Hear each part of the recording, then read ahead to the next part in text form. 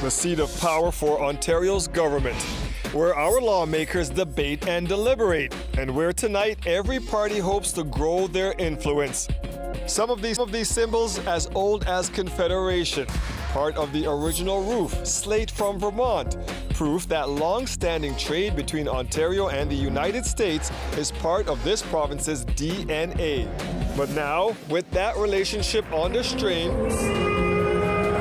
that unity threatened, Ontario will chart a course for its own future. If they come, Trump's tariffs will devastate our economy, and they'll hit the bottom line of every household in Ontario. And we need a government that's going to lead and going to build the homes that are permanently, deeply affordable that Ontarians need. If you want a family doctor, we need to change the government. We have to make sure that the government provides the mental health and addiction supports that people need. Tonight, Ontario chooses a path. From the beaches of Lake Ontario to the ice on the Rideau Canal, from Niagara Falls to the shores of Hudson Bay, the people will decide.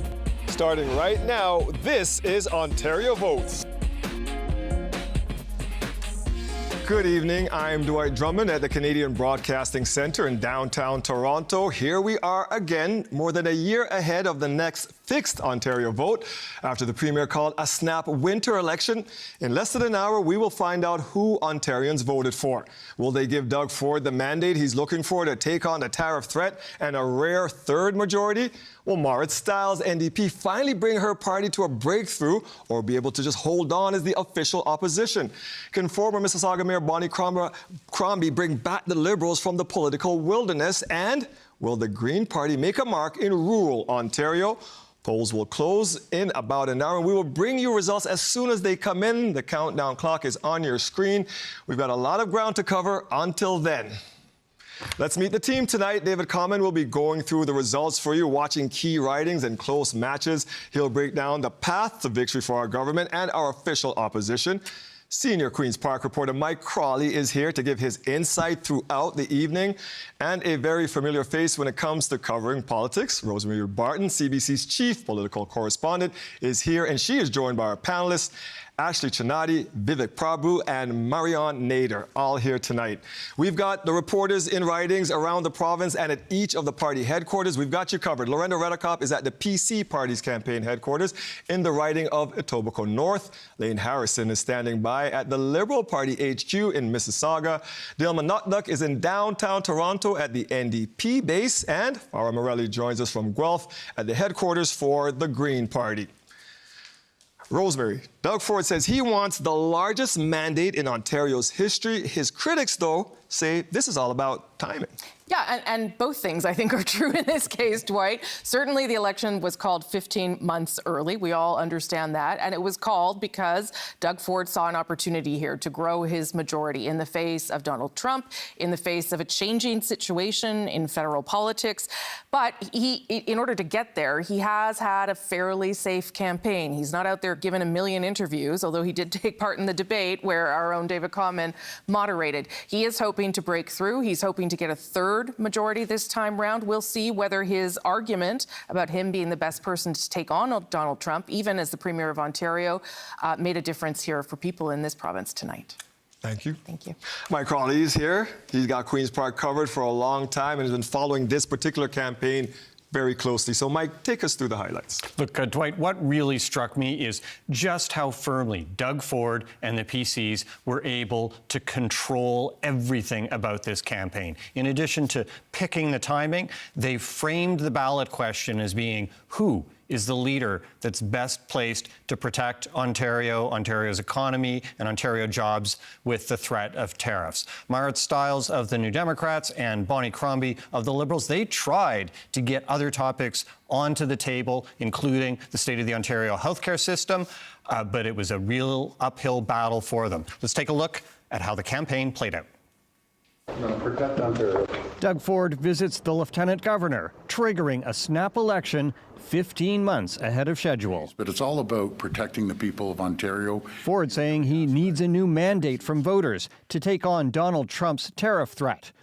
The other party leaders aren't buying it. Because the Premier has selfishly called an election to put his own job ahead of the jobs of the people in this province. I think that Doug Ford called a snap election in the middle of the winter, hoping that people wouldn't get to the polls. And we know that the RCMP is already investigating his government, and we know, frankly, that's why we're in an early election. Here we go. Finding themselves thrust into a rare winter election, the NDP's Marit Stiles, the Green Party's Mike Schreiner, and Liberal leader Bonnie Crombie hit the campaign trail with plenty of promises. Right now in Ontario, there is no community where a full-time minimum wage worker can afford rent. We have to stabilize this situation. And I pledge to you today that you will have a family doctor in the next 4 years. We are going to fix our schools. We're going to build the 401 Express Tunnel. Through snow and frigid temperatures, the candidates crisscross Ontario, their paths briefly meeting for two debates, the first in North Bay. Where are the houses? Where are the homes that Doug Ford said he was going to build? Where are the homes, Doug? To distract from the failure to actually build homes and the $8.3 billion Greenbelt scandal, I believe is highly irresponsible. You know, something's very simple. You protect the economy, you protect the people's jobs.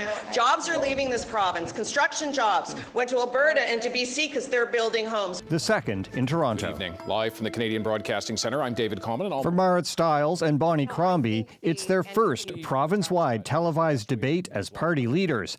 Both seize the opportunity to go after Doug Ford. Unfortunately, Doug, you don't get the plight of real people because you were raised privileged with a silver spoon in your mouth. You cut $1,500 per student from our education system. After the onslaught, Ford makes this pledge. If I get a strong mandate from the people of Ontario, I will work harder than I've ever worked. Ford also takes his anti-tariff message to Washington, D.C. twice during the campaign. I think it's great for the Americans to see us here as well. Now, after an exhausting 28 days, tonight's winner won't have long to savor victory. Starting tomorrow, they'll need to steer Ontario through what could be the most challenging period the province has faced in decades. So you saw Doug Ford's trips to Washington there. The CBC Research Library looked into this and could not find a single example of the leader of a major party in Canada leaving the country during an election campaign. And I got to say that I never imagined, Dwight, that covering an Ontario election campaign would take me to Washington, D.C., which you did get to go on one of those trips. Thank you for that, Mike. We've got about 52 minutes until the polls close. Let's bring in David Common. David, what are you keeping a close eye on for us tonight? Well, Dwight, close watch on some of the closer races. A lot of interesting ridings and regions to watch for. Let's get a look at some of them, and we're going to start in the Greater Toronto area. That's the band on top of Toronto. It has 30 seats, the most of any one region, and in 2022, it went almost entirely blue. The PC's missing just one seat, that was Oshawa, and they want it tonight. The challenge, the NDP's Jennifer French. She hustled to hold it since 2014, and who's she fighting against in this election? But a former PC MPP, Jerry Willett, back a decade after he was in power for a rematch. Come with me now to the opposite side of the GTA, Mississauga, a PC sweep in the last election. This time, though, Bonnie Crombie, the longtime mayor there, hoping to turn her popularity into her first provincial seat. Mississauga ridings have voted Liberal in the past, but Bonnie Crombie faces a real challenge from the Conservatives in her own backyard. Dwight. That's one of the races to watch tonight. Doug Ford called this election in a high-stakes gamble, hoping to get a bigger majority than the one he already had. Let's go to Lorenda Redekop at PC headquarters in Etobicoke North, the heart of Ford Nation. Lorenda. For sure, Dwight, and I saw a Ford Nation t-shirt. There aren't a lot of people from the public here just yet. People are just trickling in, but certainly in this room they are expecting this to be a victory party. I don't know if you can see behind me, but there in the ceiling, the blue and white, those are balloons. They're expecting to be having a balloon drop later on tonight.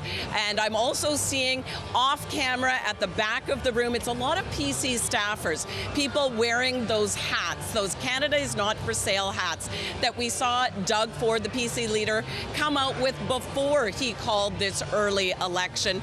And then when he launched his campaign, we saw him wearing those as well, always hammering home that message that this election to him, he said it was about who is the best leader positioned to take on U.S. President Donald Trump and that threat of tariffs. The other leaders, they tried to bring up other issues, things like health care, the cost of living, the low number of housing starts, but he always went back to tariffs and Trump.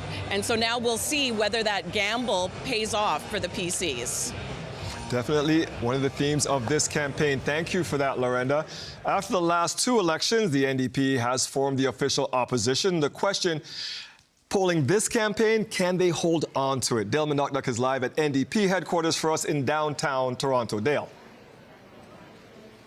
Yeah, Dwight, and that's obviously the question is, can they hold on to that official opposition party status? We know that Marit Stiles has been very clear on her goals to be Premier of Ontario. She's repeated along this campaign that Doug Ford quit his job. I'm applying for that job. And we know that, despite her application for that job, that holding that position as opposition party leader is really the race that she's likely going to be in. If you believe the polls, there's a surge in support for Liberals, and that could threaten the NDP's standing at Queen's Park. So they're going to need to hold on to that urban support in places like London, Hamilton, Niagara, of course, Toronto, and in Northern Ontario, of course. And, it's been mentioned that this is her first time on the provincial election trail. And it's kind of showed, she's had to introduce herself to Ontarians, repeated a number of times that, I'm from Newfoundland. I came to this great province of Ontario to make things better. And she's pitched a platform on affordability,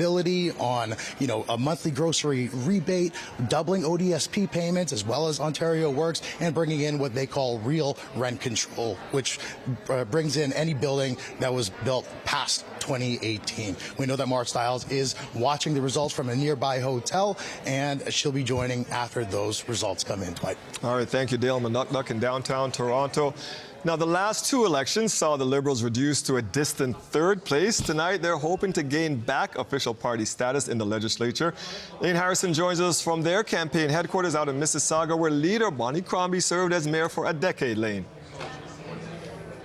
That's right, Dwight. Bonnie has been very, very successful in this city, in Mississauga, and she and her supporters are hoping that that success will translate to the provincial level tonight. Not too many people here just yet, but I want to tell you a little bit about what the Liberals have got set up here at the Mississauga Convention Centre. We've got a bunch of big red signs, big red Liberal signs with Crombie's face on them, and some of the other candidates that the Liberals are running in this election. And then you can see over my left shoulder, we got that big red stage there. That's where Bonnie Crombie will be addressing this crowd, according to her staff, once the results are quote-unquote definitive.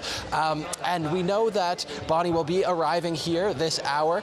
She's going to be watching the results in a room adjacent to this one with her two sons. And of course, they will be watching the race in Mississauga, East Cooksville, very, very closely. That is one where Doug Ford ended his campaign yesterday in that riding. So that is by no means a safe seat for them, Dwight. So we'll be watching that very closely, as will they. Yeah, we're expecting a tight race out there. We'll see that tonight. We're going to continue to look at the party leaders across the province. Green Party, they've been making their pitch to rural Ontarians, hoping to grow their two-seat caucus. Farah Morelli is at their headquarters out in Guelph tonight. Well, Dwight, this message we've been getting from the Greens in recent days is one of optimism and momentum, building and building. And I can tell you can certainly feel that in this room here as a lot of the supporters and volunteers pour in, from the folks who've been putting up the big signs behind me to some of the volunteers who were hitting the streets, canvassing and campaigning with Mike Schreiner straight through to the afternoon. Now, when you take a step back and you really look at this campaign, it really seemed to center and focus on some of the more rural ridings in Ontario. The Greens say that there are many community members in those ridings who feel abandoned by the PCs for some of its more Toronto-specific or urban-centric proposals and projects, things like building a tunnel under the 401 or redeveloping Ontario Place. These are projects that came come with big price tags and often don't impact these people. So what the Greens have really done is try and tout some of the parts of their campaign that do impact these community members. These are things like healthcare, issues of affordability and housing, in hopes that they can flip some of these ridings. Now, this line that we heard a lot from Mike Schreiner through the campaign is, well, we've doubled the size of our caucus since the last election. And they have. They've gone from 1 seat to 2 seats.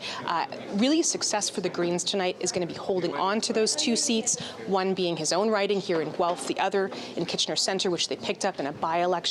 That is a riding that was won handedly by the candidate Aislinn Clancy. However, she is running up against new candidates tonight, and this is a riding that is flipped between the NDP and the Liberals. So they're going to be watching that closely this evening.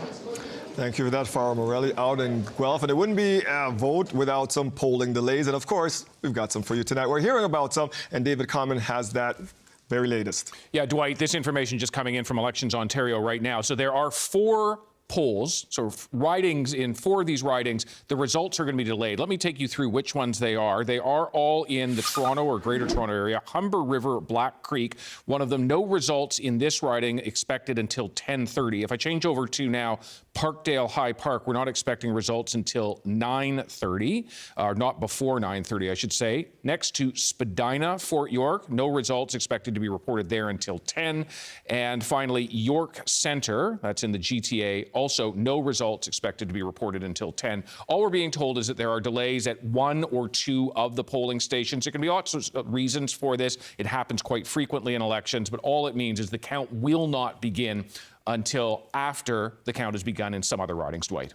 Thank you for that update, David. Let's go to Rosie and the panel now for what they're going to be watching for tonight. Thanks for that, Dwight. I'm going to introduce everyone formally once, and then we're just going to go by first names because we're all just going to have a good conversation through the next number of hours. I'm going to start here. Vivek Pradu is a Senior Vice President at Hill Knowlton, Conservative Strategist. Marion Nader is a co-CEO of Nexus Strategy Group, former NDP strategist. And Ashley Chinati is Vice President, Macmillan Vantage, Liberal strategist. Okay, now we're just going to go with first names. Let's just lay the groundwork for what we are expecting, what you've been told, what you're hearing, what success looks like for you tonight. Start with the Conservatives, Vivek. The PCs are feeling pretty good tonight. I think the campaign was very strong. They were able to really make the message heard across the province. I think for them, the point is to secure another majority government, but the context is different. Sure. The economic challenges are there, to go pound for the next 4 years. And does it have to be a bigger majority for it to be a success? I think it has to be a majority to start, and then let's start to see where the night goes from there. Okay, Marion, how about the NDP? What do you think success is tonight? So I think for the NDP and Marit's success definitely looks like holding the seats that they have, flipping the ones that they lost, and gaining a couple. So in 2022, this has really actually been a battleground between blue and orange. And you can see that because Ford kept going into NDP safe seats. And so holding on to those seats is going to be hard. Some of them it's going to be a dogfight. Holding on to those seats, flipping the ones that they lost from 2022, and there's some interesting ones that they can pick up. York, Southwestern, Sault Ste. Marie. The North is very important. And keeping official opposition, I would imagine. Absolutely. For sure. Okay, Liberals are trying to climb back to something here. Official party status, certainly. So what is the goal here for your party, Ashley? I think official party status obviously would be, the bare minimum. That's 12 seats. That's 12 seats. And Bonnie Crombie getting one of those as her seat. I kind of liked Mike Schreiner's line about doubling since the last election. Doubling sounds great to me. I think we do have an eye on official opposition, and we'd love for there to be a bit of a surprise against the polls and Ford knocked down to a minority. I think that'd be pretty, a pretty surprise result based on what we're seeing.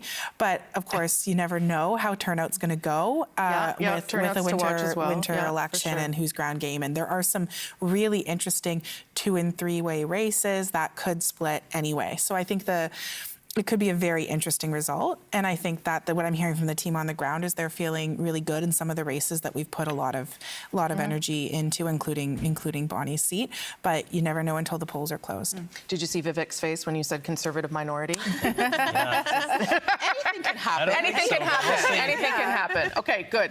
We're starting off strong, and we'll keep analyzing and getting your thoughts through the night. Thanks, everybody. We also saw his sly smile when you asked him how he thinks they're going to do tonight. You got to watch the faces for reaction. Gotcha. Mike, what you're watching for tonight, the possibility of history being made. Yeah, Dwight, you mentioned right off the top about Doug Ford going for a three-peat and just how rare this is in Ontario politics.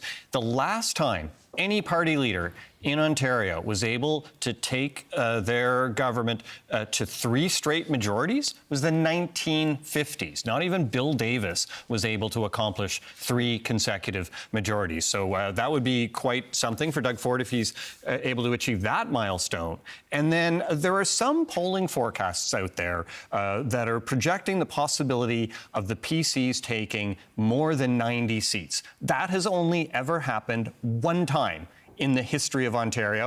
1987, David Peterson's Liberals won 95 seats. So if we're getting anywhere upwards of 90, pretty amazing number. Marielle mentioned turnout as a factor. We've just got some recent numbers from Elections Ontario. As of 7:30, 4.2 million people have cast their ballots. There's about 11 million eligible voters. Yes. So there's often a rush at the polls in the last 30 minutes. So I'm not going to be able to kind of say, here's what that's going to be for turnout. But to give you the context, the last time, record low turnout in Ontario, it was 44% turnout overall.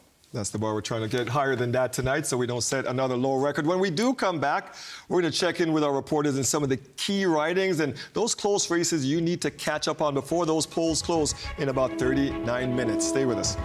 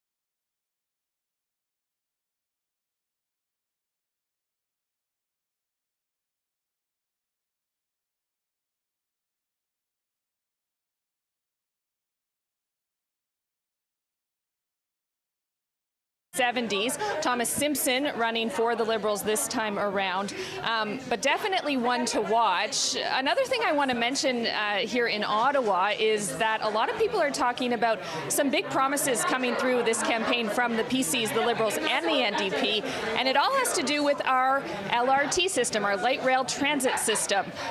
The PCs offering to upload that system, the Liberals doing the same, the NDP saying that they're going to help with operating costs. Lots of people paying attention to that, but again, we are here in Ottawa Centre where I've just witnessed this place transform from a restaurant where people were eating their dinner into Catherine McKenney Watch headquarters.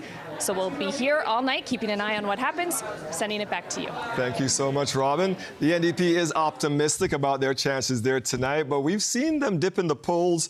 So which regions should they be worried about? Let's check in with our David Common again. Yeah, absolutely, Dwight. I mean, there is the big race, and we'll start seeing results coming in, 34 minutes until those polls begin to close. We'll see the results on that, but I'm very interested in the drama at the individual level. Now, the last election, PC seat gain came at the expense of the NDP. The Conservatives are working to do that all over again. And the PCs picked up 2 seats in Northern Ontario last time. So once again, we expect to see several blue-orange battles tonight. That includes Algoma, Manitoulin. We're all keenly watching this one. A longtime NDP seat. Michael Mantha held it for 14 years, but he got booted from the NDP caucus, so now he's running as an independent. The NDP has a different candidate running against him, so this could be an opportunity, potentially, for the PCs to win by coming up the middle. Moving now to the southwest of the province, another region where the PCs made inroads last time around by flipping some NDP seats. And one seat that we're going to really be keeping an eye on tonight, Windsor West. Doug Ford launched his campaign in Windsor. His Labour minister a couple of months ago told the NDP incumbent, "We're coming for you." And so they have. Windsor West is in the heart of Ontario's auto industry. Ford's been focusing his campaign on the effects of U.S. tariffs. Similar story if we go to the Hamilton-Niagara region, where the PC's hoping their message resonates and that they can pick up seats once held by the NDP. And if they are able to grow their majority, it is in a region like this that will be key to that calculation. Dwight. Thank you for that, David. Let's head over to one of those battlegrounds he's talking about. Chris Ensing is in Windsor West. Chris. Yeah, Dwight, what a night tonight. A little chilly out here in southwestern Ontario, but we are ending the shift over here at the Windsor Assembly plant behind me. You heard Common talk about the auto hub of Canada. Well, it's right here. And so when PC leader Doug Ford kicks off his campaign and said he wants to fight against these potential tariffs from the United States, this is ground zero. People are super nervous about what could happen with those U.S. tariffs, what it would mean for jobs and industries inside of the manufacturing sector that really has its heart in Windsor, Essex. Now, when Ford says he wants a stronger mandate to fight those tariffs, he needs to flip seats like Windsor West, where I'm standing right now, a riding won by the NDP for the last 10 years. You go back 20 years and it's a Liberal lock to get into cabinet or to get into power. Now, the Liberals don't have a person on the ballot. They had somebody who had to pull out because of a family emergency, and they weren't able to replace them in the final hours before the deadline. So the NDP are running an incumbent, Lisa Gretzky, who has a strong connection to the area and is trying to get back into power. The PC candidate is Tony Francis. A lot of people are asking who Tony Francis is. He hasn't done any media interviews. He hasn't done any debates, and it's been difficult to get a full picture of who he is and what he will represent if he were to be elected. When Ford visited Windsor yesterday to end his campaign, I asked a specific question to Tony to try and see why Tony Francis, the candidate, hadn't partaked in any debates. Here's that moment. Chris with CBC News. I got a question for Tony Francis. Yes. Go ahead. Go ahead, Tony. Yes, if you could step to the mic here. You did not take part in any of the debates during this campaign. It's been called a disservice to democracy. Why not take part in any of the debates? Well, hold on. That's an unfair question because I'm the leader of the party. I would rather have our candidates door knocking, hitting 400 or 500 doors than a bunch of people from all 3-4 parties. I've been in this game for a long time. You get all your party members there and you listen to a debate. Do you know what the best debate is? When Tony's out there knocking on doors, 300 to 400 a day he's knocking on and getting signs, getting support, IDing the vote and getting people to vote. So that's the answer for Tony. It's an unfair question to pose to a candidate. I'm the one who makes that decision. My follow-up was to ask if Tony wanted to say anything or if he'd let the Premier speak on his behalf. The communications person, the leader of the PC party, asked for the next question. So, talking to people as they leave the shift right now, I've had a few people say they don't care who wins. One guy just shouted out he hopes that the Conservatives win. As far as what happens tonight, election parties, the reason we're not inside of one is because none of them are happening or available for the media to attend. The NDP will open up their headquarters for media to show up at 10 p.m. tonight, well after the polls close. And Francis's campaign with the PC party says that he's having a private event, not open to the public, and he will release a statement when the results are known. Dwight?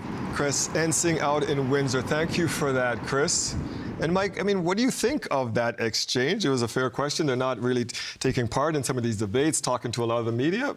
What do you think about the reaction from Doug Ford there? Well, certainly, reporters don't like it when there's a claim made that a question is unfair, because it seemed like a very perfectly fair question. Look, the PC media strategy was fairly clear through this campaign. It builds on the media strategy they had in previous campaigns.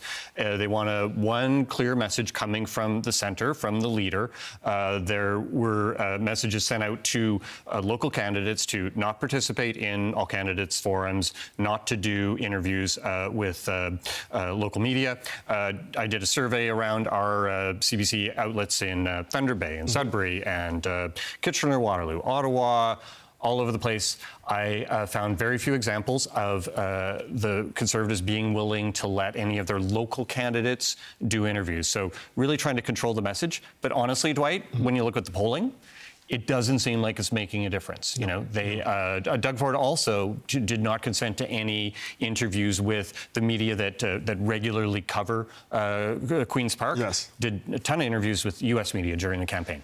And Rosie, that was one of the complaints. You're answering more questions in Washington than you are here in Toronto. So what do you think of that exchange? Yeah, I also asked for many interviews with Doug Ford, and it was declined. I mean, listen, this is a perfectly legitimate communication strategy. It may be frustrating for journalists, but it is a way to sort of protect the message and keep, as Mike said, the strategy focused on the leader and on what they can control.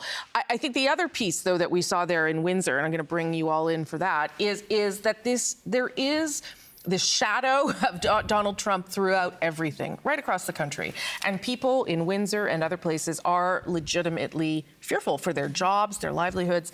And that has been something, obviously, that Premier Ford has taken advantage of. Vivek. I think he recognizes that, indeed, it is a massive anxiety for people when you look at their jobs, when you look at the future of the province, when you look at the future of the country. I think it's right to give the people of Ontario that choice as to what direction do they want to go for the next 4 years. And I think the Premier waged a campaign that was exactly about that. And very hard for opposition parties to fight against that. When you have someone who is, appearing on Fox many times, who's traveling to Washington, who's taking on the mantle of Captain Canada, very difficult for the opposition parties to get in that space at all, Mario. Yeah. There is a tsunami of fear out there. Sure. 100% on the tariff issue. And he did take this as an opportunity. People saw it as being opportunistic. And so what he did was he took that fear, he called a winter election, he hid away from the fact that, the scandals after scandals that his government has had. And I think at the end of the day, that people see through that, but what they want is, they want a doctor. They want to be able to afford food on the table, put food on the table for their families, and they want to be able to, have their schools not crumbling. These issues are not going to go away in 30 days. Ashley? The tariff threat and the Trump presidency have loomed large over this election in so many ways, right? It not only has it been something that people are really feeling in their own lives. I have people who work in the auto sector very close in my own family who are very concerned about what this means, but also in just the amount of time there is in the newscasts and in people's day-to-day lives to consume information about the Ontario campaign. And it's been a real challenge for any of the parties to break through and get people to pay attention to the fact not only that we're having an Ontario election, but that they have a choice if they are really concerned about the fact they don't have a family doctor, or if they are really concerned about the fact that, yeah, I'm worried about my job, but my kid's school is also crumbling. And so that loud rumbling from the States is just drowning out everything else. And I wonder, too, about change in the face of it and how important stability is for people right now. And I guess we'll get a better picture of that soon. Thank you all very much. Dwight, over to you. All right, thank you very much. We're keeping an eye on the polls all night, of course, but expect some delays. We're 24 minutes, almost 25 minutes to the polls close. David has been talking to some folks here, and you have an update for us, David, on what's happening with the delays. We do indeed, Dwight. So I'm telling you about polls in 4 ridings where the results are going to be delayed. There are now 3 more ridings, and I'll take you through them. It begins in the GTA, and that is King Vaughan. We will not start seeing results before 11 p.m. in King Vaughan. In Orleans, also won't start seeing results until 11 p.m. Meanwhile, Algoma, Manitoulin in the north, we won't start seeing results until after 9:30. Now, the reason for this is that the polls, so a high school gym, a church, wherever the actual vote is taking place, 1 or 2 of those polls, there's a delay for some reason. And Elections Ontario, the chief returning officers decided to extend the voting potentially, or at least extend the time until the count takes place just in those particular areas. An important caveat, we will not be able to project a winner in those ridings until we obviously have results. But that doesn't mean that the CBC decision desk wouldn't be able to potentially project a winner of the overall election before that point, even with the delays we're talking about, Dwight. And I know you'll be on that all night, keeping track of that for us. 23 minutes about until polls close. Let's head now to Northwest Ottawa, to the riding of Kanata-Carleton. The seat was held by the PCs for decades before the Liberals flipped it in 2023 in a by-election. Can they win it back? Natalia Goodwin is with the PCs there tonight. Yes, hi Dwight. I'm here at a candidate Scott Phelan's watch party, and it has really, in the last half an hour or so, turned into a party here at this bar here in Kanata. And as you mentioned there, yes, Scott Phelan is one of 6 candidates trying to take this seat, and he is trying to take it back from the Liberals after they lost in that by-election in 2023. That only happened 19 months ago. So voters here may be having a little bit of deja vu going to the polls so soon again. And in that by-election, it was the Liberal incumbent that took this seat, Karen McCrinnan. She's actually a former Liberal MP for this area as well. So she'll try to be holding on to her seat. And that may be key for the Liberals here as well, because 4 of the 9 seats that the Liberals held before this election was called are right here in Ottawa. So this could be a key seat here. And it may be a tight race. In that 2023 by-election, Karen McCrinnan actually only won by 651 votes. So lots to watch here tonight to see which way this one goes here. Thank you for that, Natalia. We will check back with you throughout the evening. We're going to take one last break before most of the polls close this evening. Grab your popcorn. We'll be right back.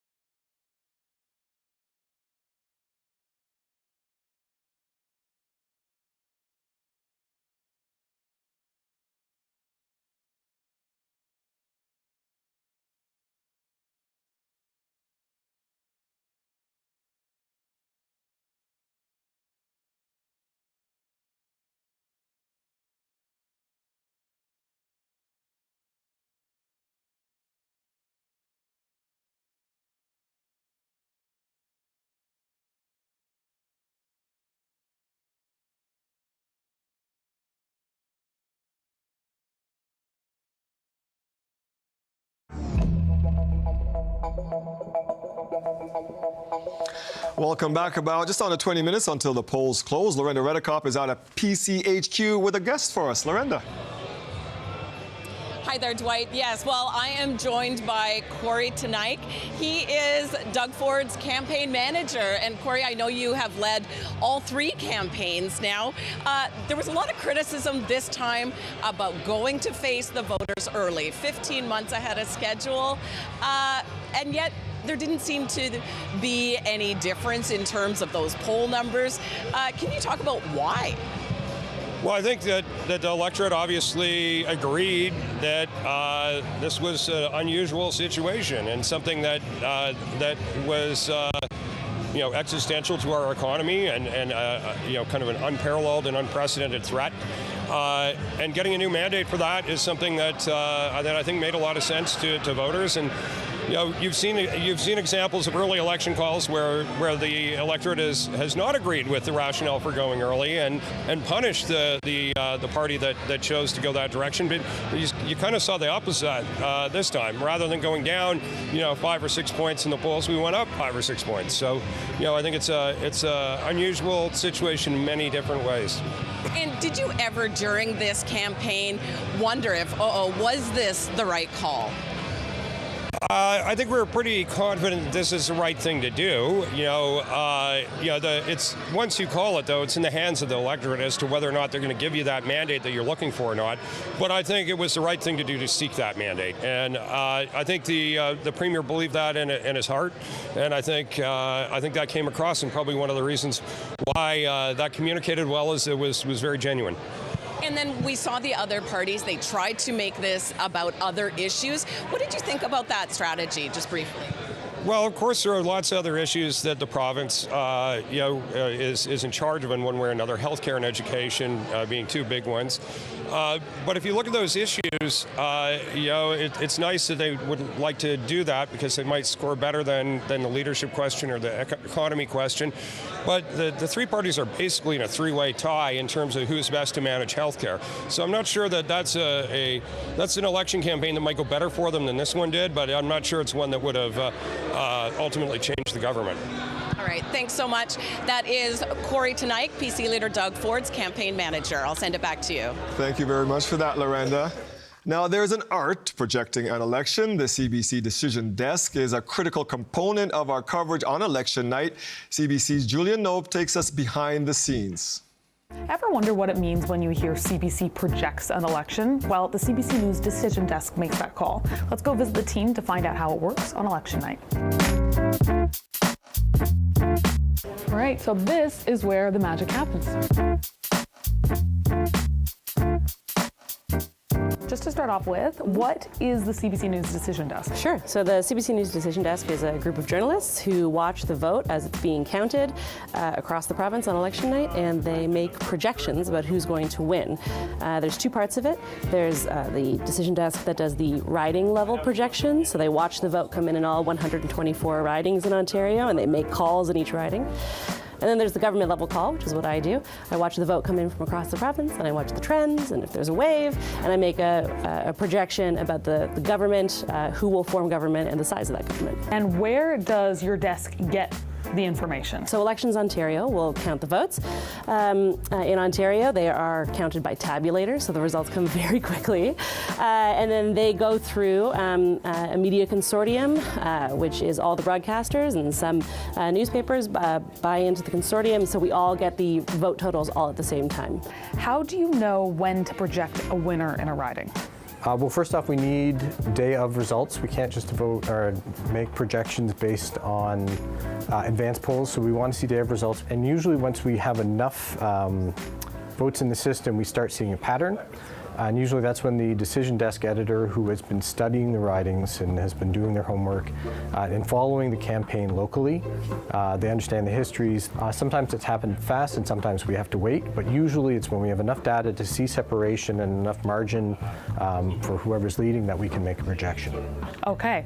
So when do you know when not to project a winner in a riding? Well, they call them too close to call for a reason. And when they're too close to call, when you see margins, especially leads flipping, sometimes it will be 7 votes, sometimes it will be less than 100, but often you'll see candidates leading for a while and then the numbers change. And when we see the numbers change like that, we wait. How do you know when to call an election? We watch a whole bunch of metrics. Every decision desk everywhere works on the same basic principles. How much of the vote has been counted and where that vote's from? What's the gap between first place and second place? And can that gap be overcome by the vote that's yet to be counted and where it's from? So everybody has their own algorithms and projection models and parameters and bars that need to be set, and we watch a whole bunch of different metrics. But once they've all been met, if the gap between first and second can't be overcome, you're safe to make that projection. The discussions we make, they can be quick, but they're thorough. We have to be fast, but we have to be prudent and responsible, so we take the time that's needed. The votes are counted, and every jurisdiction counts their votes a different way, but we go from province to province, territory to territory, and our process gives certainty to Canadians so that you can go to bed on election night knowing who your government is. And there you have it. That's how our CBC decision desk works. We've got about 13 minutes until most polls close, and we can start bringing you some results. Remember, if you're still in line at 9 o'clock because of some of these delays, you can still cast your ballot and make your vote count. All right, let's check in again with David Common. The Ontario Liberals are looking for some gains tonight, David. Yeah, absolutely, Dwight. They sure are. And I'm going to take you back in time to when the PCs came into power in the first place, 2018. The Liberals at that time reduced to the third party. Since then, they have not had official party status in the legislature. And that means no money for staff salaries or research, a reduced role in the legislature. It's not good. To get official party status, they need 12 seats, so they have to hold the 9 they had when the election was called and then pick up 3 more. So where do you do that? Well, Toronto is where that effort begins with Liberal versus NDP battles. And that takes us to Toronto St. Paul's. It was a Liberal stronghold. Here you go, until it went NDP in 2018. If the Liberals can't win in places like this tonight, it is not a good night for them. And that would be a similar story if we move over to University Rosedale. The Liberals hoping to unseat NDP incumbent Jessica Bell. Now, I am fascinated by Eglinton Lawrence. The PCs won it in the last 2 elections, but their incumbent is not running this time. And that can open things up. The NDP candidate dropped off the ballot and endorsed the Liberal. That doesn't happen all that often. We'll find out tonight how much of a boost that is for Bonnie Crombie's candidate here. All right, let's step outside of Toronto now and go to Central Ontario, entirely blue in 2022. But if the Liberals have a good night, their best chance at flipping a riding would be in Barrie Springwater Oro-Medonte. It is the riding you see there of the Attorney General in Ford's government, Doug Downey. It was close last time, though. You see 296 votes, really close. Bonnie Crombie launched her campaign in this riding. That's the reason why. And it is one the Liberals hope tonight to be able to flip red. Let's go up to Northern Ontario. This is a really interesting region. The Liberals last time completely shut out, but their best shot at seats this time around will likely be in a stunning part of the province, Thunder Bay, which is right now getting about 25 centimeters of snow. Thunder Bay Superior North was a 3-way race last time. Could very well be again tonight. We're getting pretty excited about that kind of drama because the Liberals are hoping they can pick it up from the NDP. And it's these close races, Dwight, that we're going to see a lot of, and it is the source of a lot of tonight's drama. You're getting us excited about that race. So let's go check it out, that very exciting riding now. Thunder Bay Superior North, CBC Sarah Law is with the NDP there tonight. Sarah, as you heard from David, expecting a really tight one there tonight. Yes, thank you, Dwight. So I'm here at the Outpost Campus Pub at Lakehead University in Thunder Bay, where NDP incumbent Lise Vaugeois is setting up her watch party. Folks are still blowing up some balloons and putting up some signs for the night. Vaugeois was first elected in 2022. Before this, Liberal Michael Gravel held the riding since 1995. Now, as was mentioned, it's looking like a really tight race between the PCs, Liberals, and NDP. PC candidate Rick Dumas is serving his 5th term as mayor of the town of Marathon. Meanwhile, Liberal candidate Brian Hamilton brings experience as a Thunder Bay councillor and also chair of the Social Services Administration Board. Now, Bourgeois has told us that some of her key priorities this time around are healthcare, education, and highway safety. Now, Thunder Bay is actually split between 2 ridings. There's Thunder Bay Atikokan, where PC incumbent Kevin Holland is looking like he's taking the lead. And as was mentioned, we are under a very significant snowfall warning across the region, 15 to 25 centimeters expected. So that may impact some of our last-minute voters here. But I guess we'll have to see. The polls are closing soon. Dwight? Thank you for that. We will be checking back with you later on. Dale Manukduk now. He is at downtown Toronto at NDP HQ. And I understand you have a guest for us, Dale. Yeah, that's right, Dwight. I have NDP strategist Jared Walker with me here. Now, Jared, the NDP's campaign strategy is hard to define when you look at the Liberals and the PCs, which Trump tariffs, and then there was the Liberals with, we're going to get you a family doctor. So was the campaign focused enough? I mean, I think that we've been doing what we've been doing since 2018, which is actually taking the fight to Doug Ford on the issues that people care about. After 7 years, everything in this province is more expensive than it's ever been. Rent is through the roof. People can't buy groceries. People are putting back broccoli at the supermarket, and those are the issues that we're hearing about at the door. People can't depend on their healthcare system like they used to be able to because Doug Ford has slashed and burned it, and the Liberals created hallway medicine, and that's what we've been talking to folks about. 2 challenges for the party, trying to flip blue seats to orange, but then over the stretch run of the campaign, we have Bonnie Crombie, the Liberals, telling NDP voters straight up, don't vote for them, come vote for us. We even had the candidate in Eglinton Lawrence drop out, throw us to the support behind the Liberals. So how much of a challenge is dealing with both those things at the same time? Well, like I said, we've been at this for a while. We're not Johnny-come-latelys, and our leader has had her seat and will continue to have her seat. We're focused on beating Doug Ford. We're focused on taking the fight to him on the issues that matter to people, and that's why you've seen the Liberals try and come after us. They're running for second place, trying to flip our seats, and we are trying to build on the lead that we've already got. On the seats that we've got in the north, like in Thunder Bay, trying to flip a blue seat to orange in Atikokan, trying to do that in the southwest with Essex, trying to do that in Toronto with York Southwestern and pick that seat back up. So that's what we've been doing, and that's the difference between us and the other guys, NDP strategist Jared Walker, thank you for giving us some of your time awaiting the results as much as everyone else. We'll send it back to you, Dwight. Yes, we are. Thank you for that, Dale. About 7 minutes until polls close. Let's head out to Liberal headquarters now. Lane Harrison is out there with a guest. Lane. Yeah, Dwight, I'm here with Zita Astravas, a longtime Liberal strategist. Now, Zita has worked with both Prime Minister Justin Trudeau and previous Liberal Premier Kathleen Wynne. So, Zita, I want to ask you, having worked with Kathleen Wynne, that was obviously a very different time for your party in provincial politics. What gives you the confidence that Bonnie Crombie is the right leader to bring you back to that place? Bonnie Crombie has been a strong voice for Mississauga and for Ontarians for decades. She was in the House of Commons, she was mayor, and now she's Ontario Liberal leader, and she's been working tirelessly day by day, knocking on every door, going to NDP and Conservative ridings during this election, and we'll see what happens tonight. But she brings the energy, dedication, and really the interests of what Ontarians want to see is change in our healthcare system. And speaking of going door to door, that's a little more challenging with the weather we've had recently. What has this snap election call in February, and a particularly bad February in some parts of Ontario, what has that done to the ability to campaign both out on the street and behind the scenes? Ontarians are not used to having winter elections. It's been decades since we've seen one in the province. But our volunteers have shown up every day and still gone out, whether it's raining or if it's snowing or if it's icing, with our candidates and door knocking. Sometimes it's a bit challenging. You're sticking your sign into a snowbank rather than a lawn sign into the lawn. So, we all kind of smile about it and have a good time. We live in Canada after all, so we just adjust. But it has been tricky.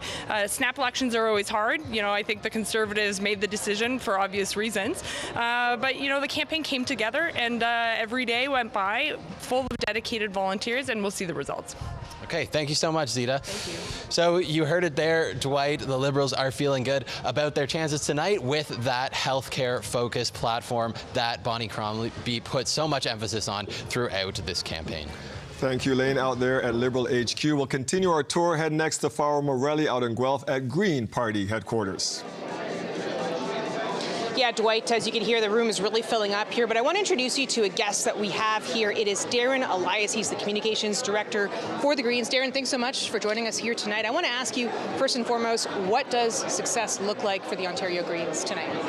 Yeah, we're really excited about tonight. I think there's a really good chance for us to grow a caucus. I was just down in Kitchener Centre earlier, the past couple of days actually knocking on doors with Ashton Clancy, who we think is really well poised for re-election there. And then also up in Parry Sound Muskoka with Matt Richter, who's neck and neck with the Conservatives, and we really think he has a good chance to finish what he started in 2022, where he just fell a bit short, but the momentum up there has been feeling really good. There's a lot of excitement, and we think we can finish it. I want to ask you about this riding of Parry Sound Muskoka. It has been a long time PC riding, more than 20 years. An incumbent, a cabinet minister, Graydon Smith, is running.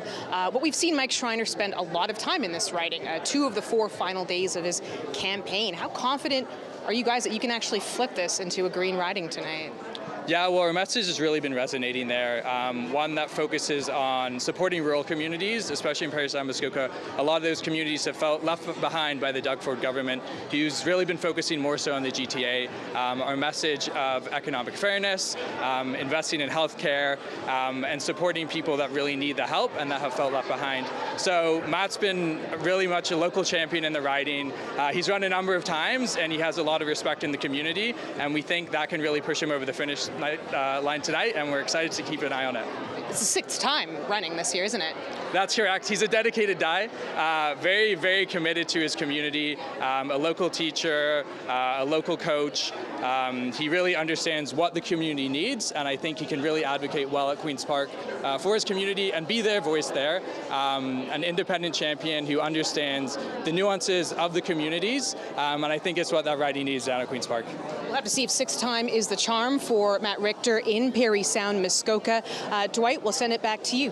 Thank you, Farah, and I will send it over to Rosie and the panel one last time before those polls close. Yeah, and then we get really busy. Ashley, what is the thing you're watching for to know that, okay, things moving in the right direction? Is there one riding, one place? Is it Toronto? What is it? I think it's Bonnie's seat in Mississauga, East Cooksville, and then some of those Toronto seats that David was talking about for sure. Okay, how about you? It's the border towns and the manufacturing sectors. Definitely Toronto in the north is always really important to the NDP. And if you're losing in the north, is that a sign that things are heading to a bad place for you? I think if we're losing in the southwest corridor, Give me some of the Toronto, ridings we should watch. Windsor, Niagara, Windsor, downtown Toronto, problems. Okay, Vivek. Eglinton Lawrence, Windsor West. I want to see what happens given all of the great progress that's been made over the last 30 or so days. I think there's going to be some interesting surprises tonight. Tell me as we wait for the clock to tick down here, why does Doug Ford so insistent on a stronger mandate to take on President Trump? He has the mandate to do that, you could argue, and he has a majority, and he's been demonstrating that he can get things done. I think his passion has really shone through from beginning to end of this campaign. When you look at what he is going for is a mandate under a different context. It is a context where there's a whole lot of stability economically, not just here, but abroad. And that context is the choice that people have in this election. Do you think do you think this would have happened if Donald Trump wasn't there threatening tariffs? Would there have been a window for an election? Would there have been an argument for an election instead of going 15 months early?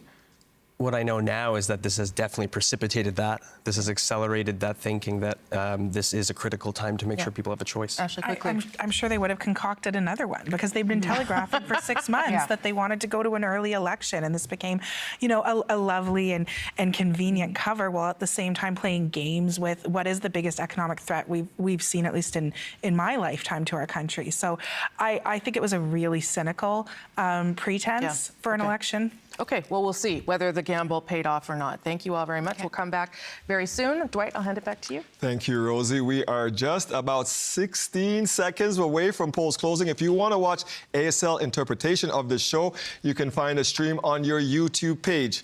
Ontario Votes starts right now.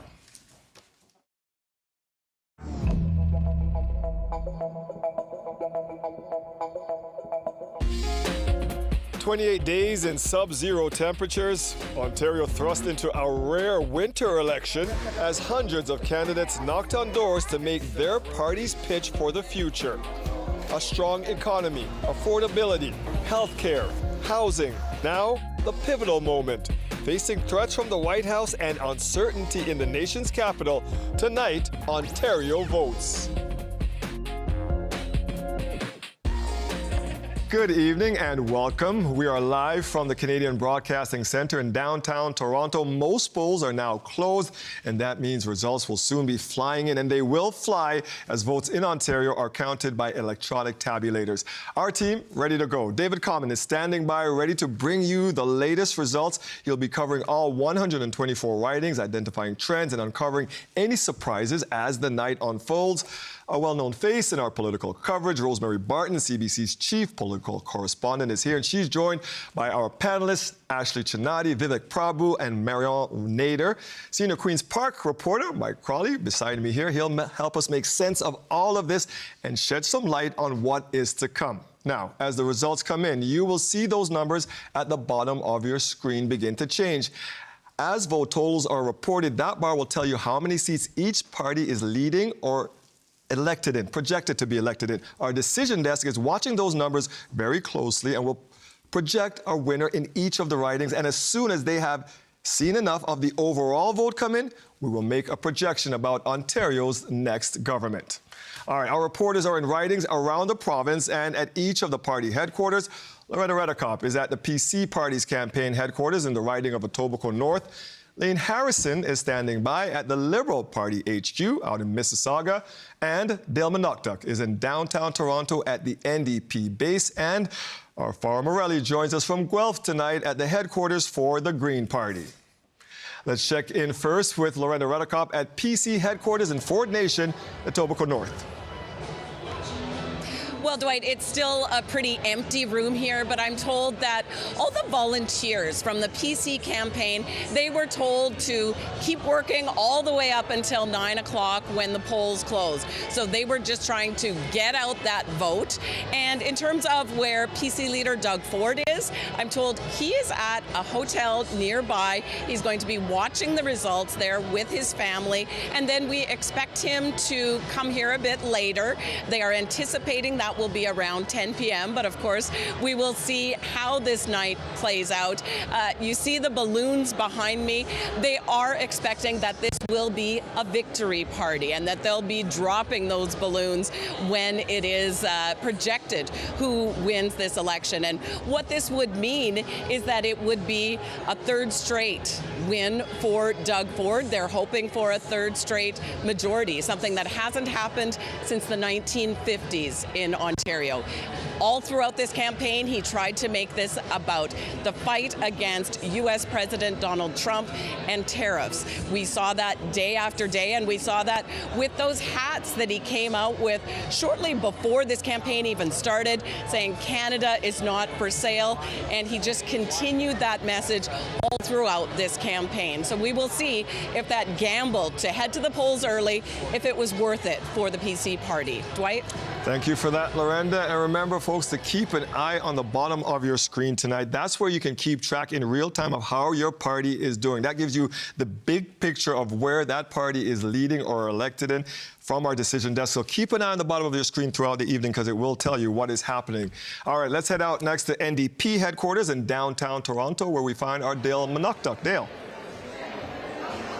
Yeah, Dwight, I'm on the mezzanine of the Great Hall and along Queen Street West. Supporters are just starting to pile in now. We can see them from this bird's eye view up here. Marit Stiles is watching results from a nearby hotel. Now, obviously, the goal is to become premier. We know that she's mentioned several times along this campaign trail that Doug Ford quit his job. I'm applying for that job, but the real fight she might be in is to hold on to that official opposition party status. We know that there has been some support, according to the polls, for the Liberals that could threaten the NDP's position at Queen's Park. And Stiles, this is her first time as on the provincial campaign trail as party leader. She was voted in an uncontested race in 2023. She's really had to introduce herself to Ontarians. Often mentioned, that she's a Newfoundlander who came to the great province of Ontario hoping to make things better. And her platform, her party's platform, has been about affordability, pitching a monthly grocery rebate. We're hearing some cheers right now, Dwight. I'll have to take a look. But that would be actually my face on the screen. I don't think that's that exciting. But, a lot of excitement in the room here, but also some anxiety, Dwight, because there are 4 Toronto ridings, 3 of them held by the NDP, that we won't get results for a while. And those are going to be 3 key seats that they're going to need to hold in order to maintain that official opposition party status, Dwight. All right, thank you for that, Dale, as they're watching Dale out there at the Great Hall. We hear the Ford family is also watching as the results come in tonight. And we told you they would be coming in fast and furious. And look at the bottom of your screen already. 64, 21, 16, 2. Throughout the night, that's where you can keep score of how the parties are doing. And right now, we promised that we'd be coming in, David, fast and furious, and you would have them for us, and we're keeping that promise. Yeah, indeed, they are coming fast and furious. So you see the bottom of the screen there. Those are early results. We are not yet making a projection about the winner, but that could come quite quickly given how quickly the results are coming. So let's get right to those first results that we're seeing right now, and they're coming in from multiple areas of the province. We are going to start in Davenport. Marit Stiles, the NDP leader there with a significant lead.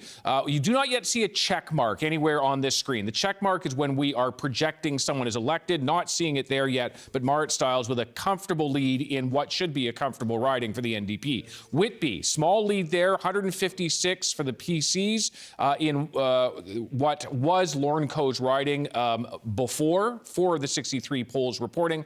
Let's go next to... There we go. Hamilton Centre, the NDP with a fairly comfortable lead. Interesting riding there because this was Sarah Jama's riding. She was elected as an NDP MPP, was tossed out of caucus, decided this time to run as an independent. That gamble at this early point anyway, not paying off for her. The PC's ahead in Hamilton Mountain. This is an area that's in great contention, but look at that lead there on the screen near the bottom left, just 49 votes. And as you see in the upper right, only 4 of the 38 polls reporting. So again, the place you go to vote, only 4 of them reporting right now. Look at Aisling Clancy, one of only 2 Green Party seats in the at dissolution. Kitchener Centre, she's got a very comfortable lead there right now. That's a good early sign for the Greens in this riding. Do we have one more here? Let's see. No, we don't. It's just back to me, and I don't know. Nobody's cheering for me like they did for Dale. Just that good-looking guy standing by that big screen over there. Thank you for that, David. We'll be bugging you throughout the evening as you bring us these results. Mike Crawley, I feel like every time I look at the bottom of this screen, and I just did, there went from 73 to 76. Every time it refreshes, we're seeing some big numbers come in, and especially for the blue team. Yeah, so Dwight, I want to talk about a big number. Mm-hmm. There are already 1 million votes counted in the system. So that is, what's that? That is 10,000 times the size of any poll that you're actually going to go and see during an election. And when you look at what the vote share is overall, we've got 43.5% for the PCs, 29.2% for the Liberals, 18.5% for the NDP. Now, if those numbers grow, back to you, Dwight. Thank you. We'll check in with you after. We have some breaking news for you right now. The CBC News Decision Desk has looked at all the numbers, and they are ready to make a call.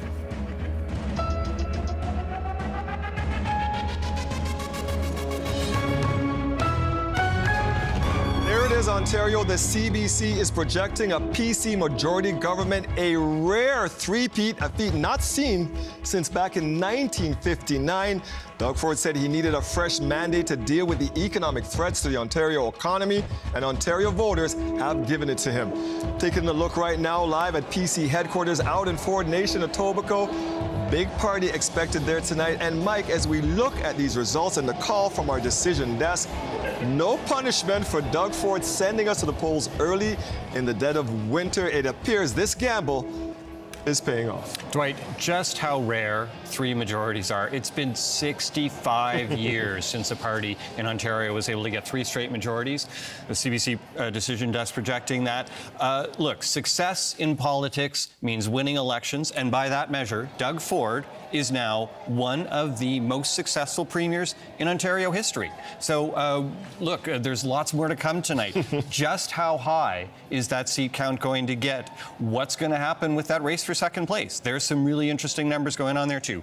But Doug Ford has done something that hasn't been done since the 1950s. Let's get out to the victors' party right now. Lorenda Redekop is there at PC headquarters. Lorenda. Hi, Dwight. Well, lots of big cheers when this happened. This is so fast to be projecting a majority government this quickly. People in the room, they saw the video of Doug Ford and his family watching the results from that hotel nearby. Lots of cheers already then. And then when the majority government was projected, and now you're hearing the cheers again here. Lots of excitement in this room. A third straight majority government for Doug Ford and the PCs. And now throughout the night, we're going to have to watch to see just how big that majority is and whether it is indeed bigger, something that would be unprecedented here in the province of Ontario. We're starting to see more people stream in. I mean, I had told you earlier that volunteers, they were trying to get out the vote right up until 9 p.m. when the polls closed. So really, this room isn't that full just yet. I expect there will be a lot more people coming here. There is capacity for 1,100 people here. So we'll have to see what that looks like before Doug Ford comes to speak to this crowd. We are seeing a lot of people in those hats, those Canada is not for sale hats, the ones that Doug Ford really made famous when he was at that premier's meeting in Ottawa before he called this early election. And then they also used this as part of their campaign, really trying to latch on to that idea of fear against Donald Trump and the threat of tariffs against Canada. Seems, though, that right now that message really did work for Ontarians, and certainly a very happy crowd here at PC headquarters. All right, thank you for that, Lorenda. We're going to watch those balloons come down behind you a little later on. I understand that we actually have the moment when Doug Ford found out that he was going to get projected for this majority tonight, so let's take a look at that. Watching with his family.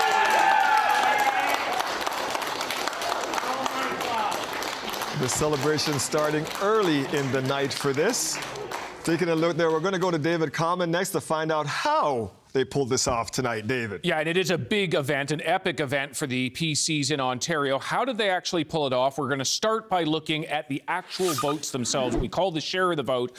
Here's how we know. 37.6% is the historic floor of what it has taken in Ontario to make a majority government. The PCs well above that. And in fact, if you look at that, they have built 2 percentage points on where they were back in 2022. In the last election, the Liberals also building. They're at almost 30% there in terms of the share of the vote. And that is, about 6 percentage points higher than where they were. The NDP, though, are down. They're just at 17.8%. That puts them down about 6% from where they were. How does this translate into seats? Because that, of course, is the big question. Here we take a look right now. Liberals up 7 at this point. The NDP are down 4, the PCs down 3. Now, we're still at an early stage of the evening. Lots of drama still to come, but that is a tale right there about how the Liberals are succeeding in many areas. Let's dive right into some of the ridings themselves. And we're going to start in Thunder Bay, Atikokan. Okay, the star there beside Kevin Holland's name means he is the incumbent in this riding, has a very significant lead, 3,300 votes over top of the NDP, with about a third of the polls reporting. You see in the upper right-hand corner there. We go on to our next riding, and that is Barrie Springwater Oro Medonte. This is a riding that the PCs, if there was a weak riding anywhere in central Ontario, it was said to be Barrie Springwater Oro Medonte. Well, 3,200 votes as a lead does not seem very weak to me at all. They have a significant lead. We don't yet see the check mark next to Doug Downey's name, but could well get there, the check mark indicating projection of elected. So a lead of just 68 in Mississauga, Erin Mills. This one's close. If you live in this riding, we're going to watch this very carefully as the vote continues there with 8 of 48 polls. Finally, I'm going to look. There's our check mark. Projected to be elected, Stéphane Sérazen in Glengarry Prescott Russell. The PC there, again, with a significant lead, 2,800 votes over his nearest competitor, the Liberal. And Dwight, that gives you a picture of how things are shaping up in Ontario right now, but lots more to come. Just because we're calling a government doesn't mean, we don't know who the official opposition will be yet. We don't yet know a whole bunch of things, and that is what we're paying attention to right now. Busy night still ahead. Thank you for that, David. We'll be bringing you the results from your riding as the night goes on. And remember, you can watch that on the box, that bar at the bottom of your screen, where all of the results from the 124 ridings will cycle throughout the night. Rosie, tell us what you make of this moment for Ontario. I mean, Mike talked about how this confirms Doug Ford's legacy as one of the most successful premiers in Ontario. It also confirms his legacy as one of the most successful politicians in the country right now, fighting against incumbency, which had taken out a number of other politicians over the course of the past 12 months or so. Big win, three-peat. Vivek, what are you thinking now? This has launched Doug Ford into the pantheon of great premiers of Ontario. Yep. You look at Dalton McGuinty, Davis, Frost. You can put his name in that category now. You can look at this kind of win. I think you look at the stamina and the energy to go and take on another mandate. You look at two premiers who recently actually resigned, saying that they do not want to, after COVID-19, take on another Trump administration and mandate. He's getting settled to go for another 4 years. Okay, and while it is exciting and remarkable and only happened in 8 minutes, I will point out that we're only at 75 projected seats right now. The last vote, there were 82. He set the bar. Yes. He set the bar himself. It had to be a bigger majority. So if he doesn't get a bigger majority tonight, what does that tell you? Rosemary, I think we're about, what, 11 minutes in, 12 minutes in? 16 minutes in. Come on. Okay, so let's see where the night takes us. But okay. I think that when you look at what Doug Ford has to do, it is under this new context. So let's see where the final number sits. But I think this majority government is a clear signal that the people want him laser focused on the economy. Okay, so we're going to come back to that question. That's what we're going to say there. Marion, what do you make here of how the NDP is faring?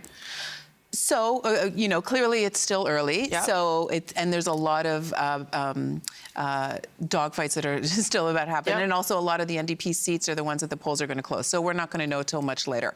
However, of course, we want to hold the seats that we have and flip the other ones. But congratulations to the Conservatives for winning. But it also, you're full of grace. Yeah. You're full of grace, Mariam. But let's be clear about something. Yeah. That this was a cynical, crass move to call a winter election, right, at the time when there's going to be low voter turnout.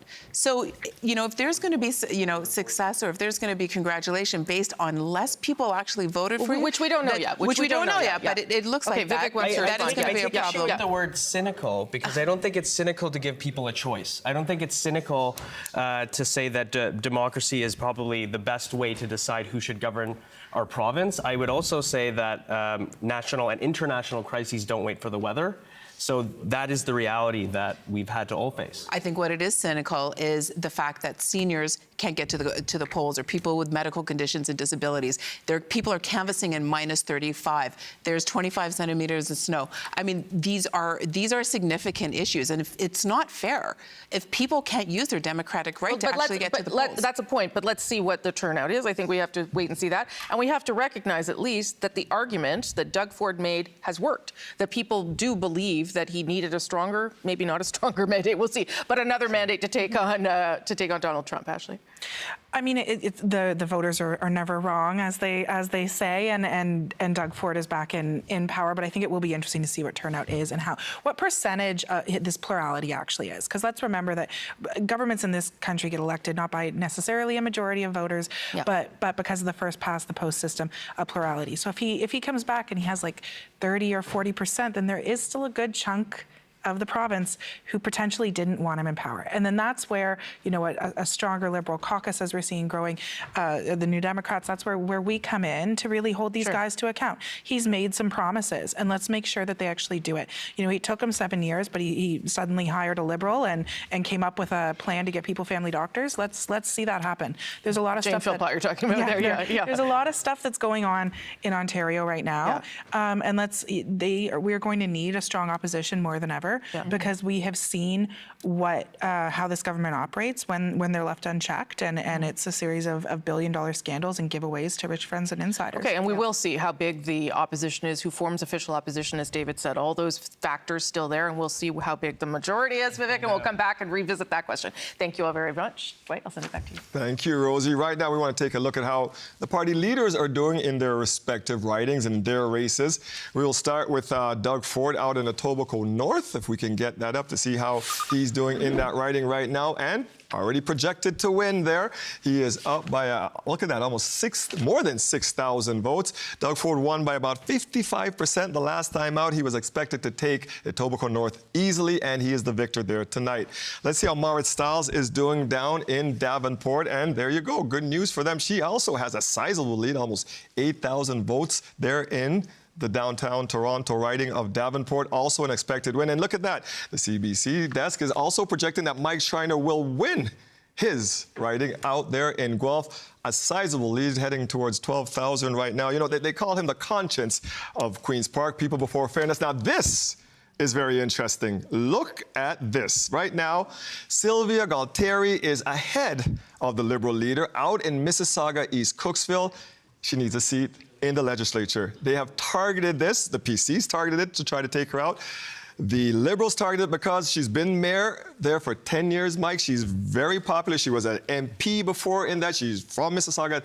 That isn't her country. Right now, she is down in that riding. So, Dwight, clearly a good night for Doug Ford, Marit Stiles, Mike Schreiner back in the legislature, all of them. That race in Mississauga East Cooksville is really quite something. So Bonnie Crombie is up against Patrick Brown's mother-in-law. Yes. Patrick Brown, former leader of the Ontario PC party, the current mayor of Brampton, and no love lost between Patrick Brown and Bonnie Crombie. The PCs really put a bunch of resources into trying to win that riding. There's a couple of other interesting things that I'm noticing here, Dwight. Yes. Look at that 76 number for the PCs.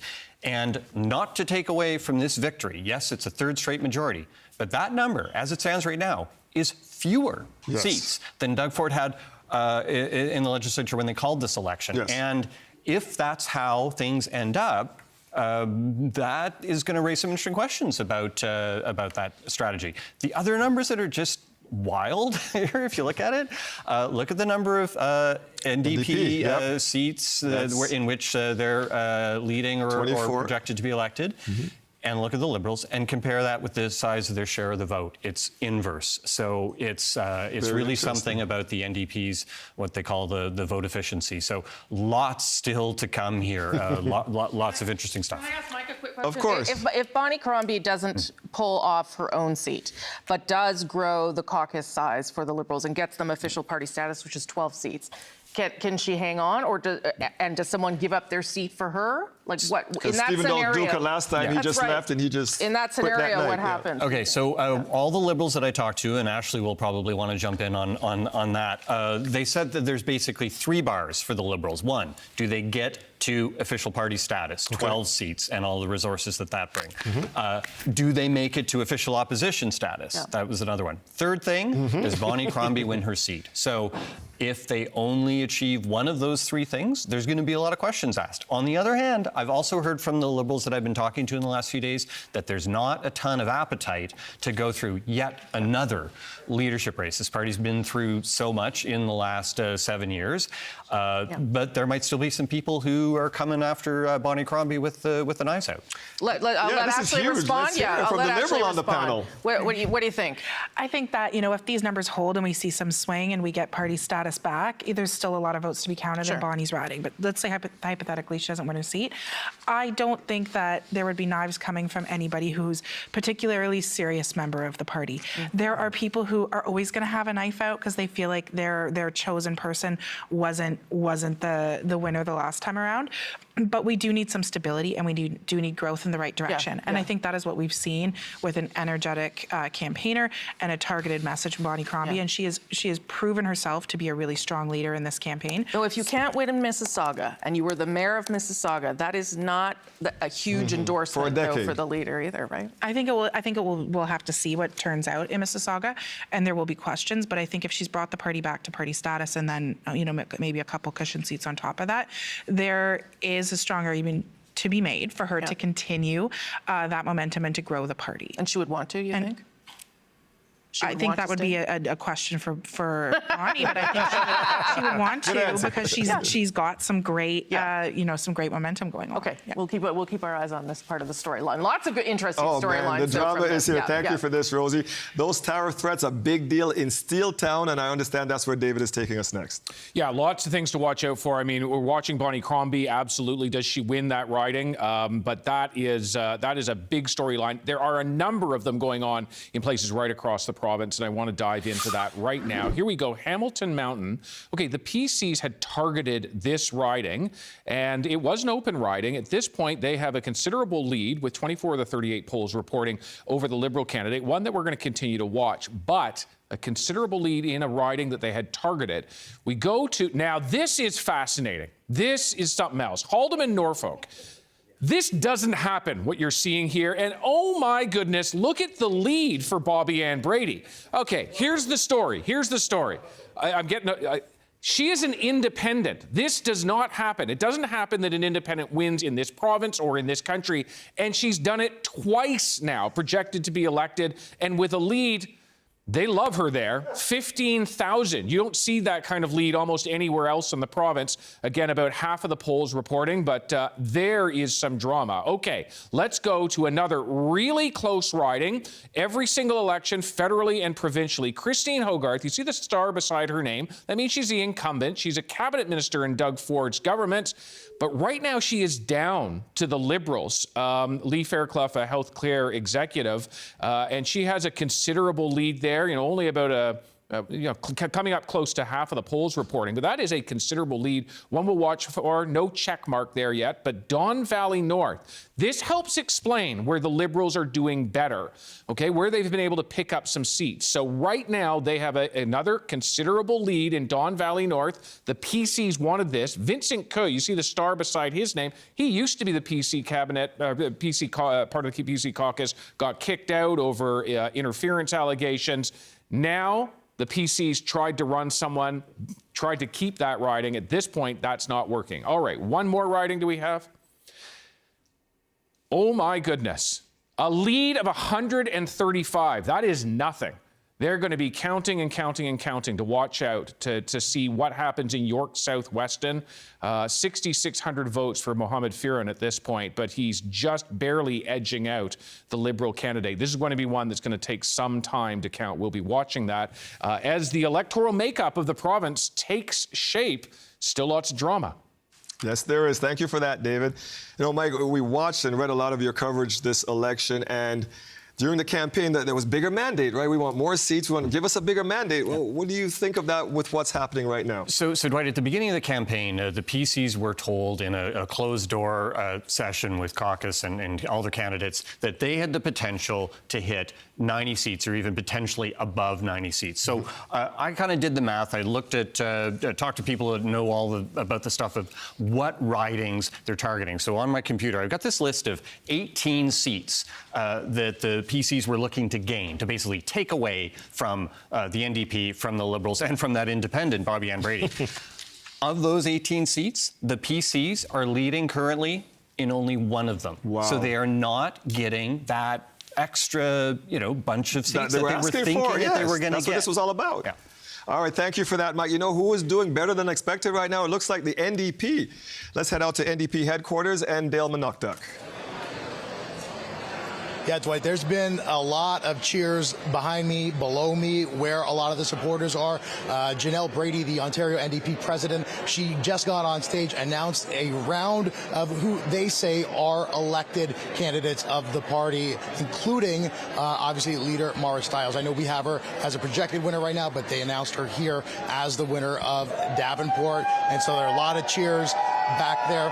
I was speaking to Melanie Richer, NDP strategist, and she was saying if things hold as is, that's a good night for the NDP. You know, you never want to lose seats, but given the polling, the storylines and narratives that were out there throughout this 4-week snap election cycle, that if they were able to, maintain opposition party status and, they still have a number of seats to go, including those 3 that the NDP held in from the previous election that we're still waiting on results from. So from all accounts, this is a very good night for the NDP. And we're still waiting on Maura Stiles to arrive here. Thank you for that, Dale. Well, as you're looking at the numbers that we told you at the bottom of your screen, that is the race right there. And you see the PCs at 78, NDP at 24. That other number right there for the Liberals, a little worrying because that's the cutoff there, Rosie. That's the point of official party status for the Liberals. And right now, they're just right there. Yeah, and that is important, as David talked about earlier, because you get additional funds, you get resources, and you really can play ball inside Queen's Park. For the last 2. That's right, and it allows you to really hold the government to account in a substantive way. I was just looking for the last quote I had from Doug Ford about majority and what it would mean to him, because I have to come back to this already. I'm sorry, Vivek, but at dissolution, you guys had 79 seats. The last vote was 82 seats. So let's take the last election as the bar, right? And we're still at 78. And again, three-peat majority, nothing to sneeze at. But the bar was set by the premier himself. And so for me, that's the measure stick, right? It's not whether you got the majority or not. It's whether you got the bigger majority to outlive and outlast Donald Trump, was what he said.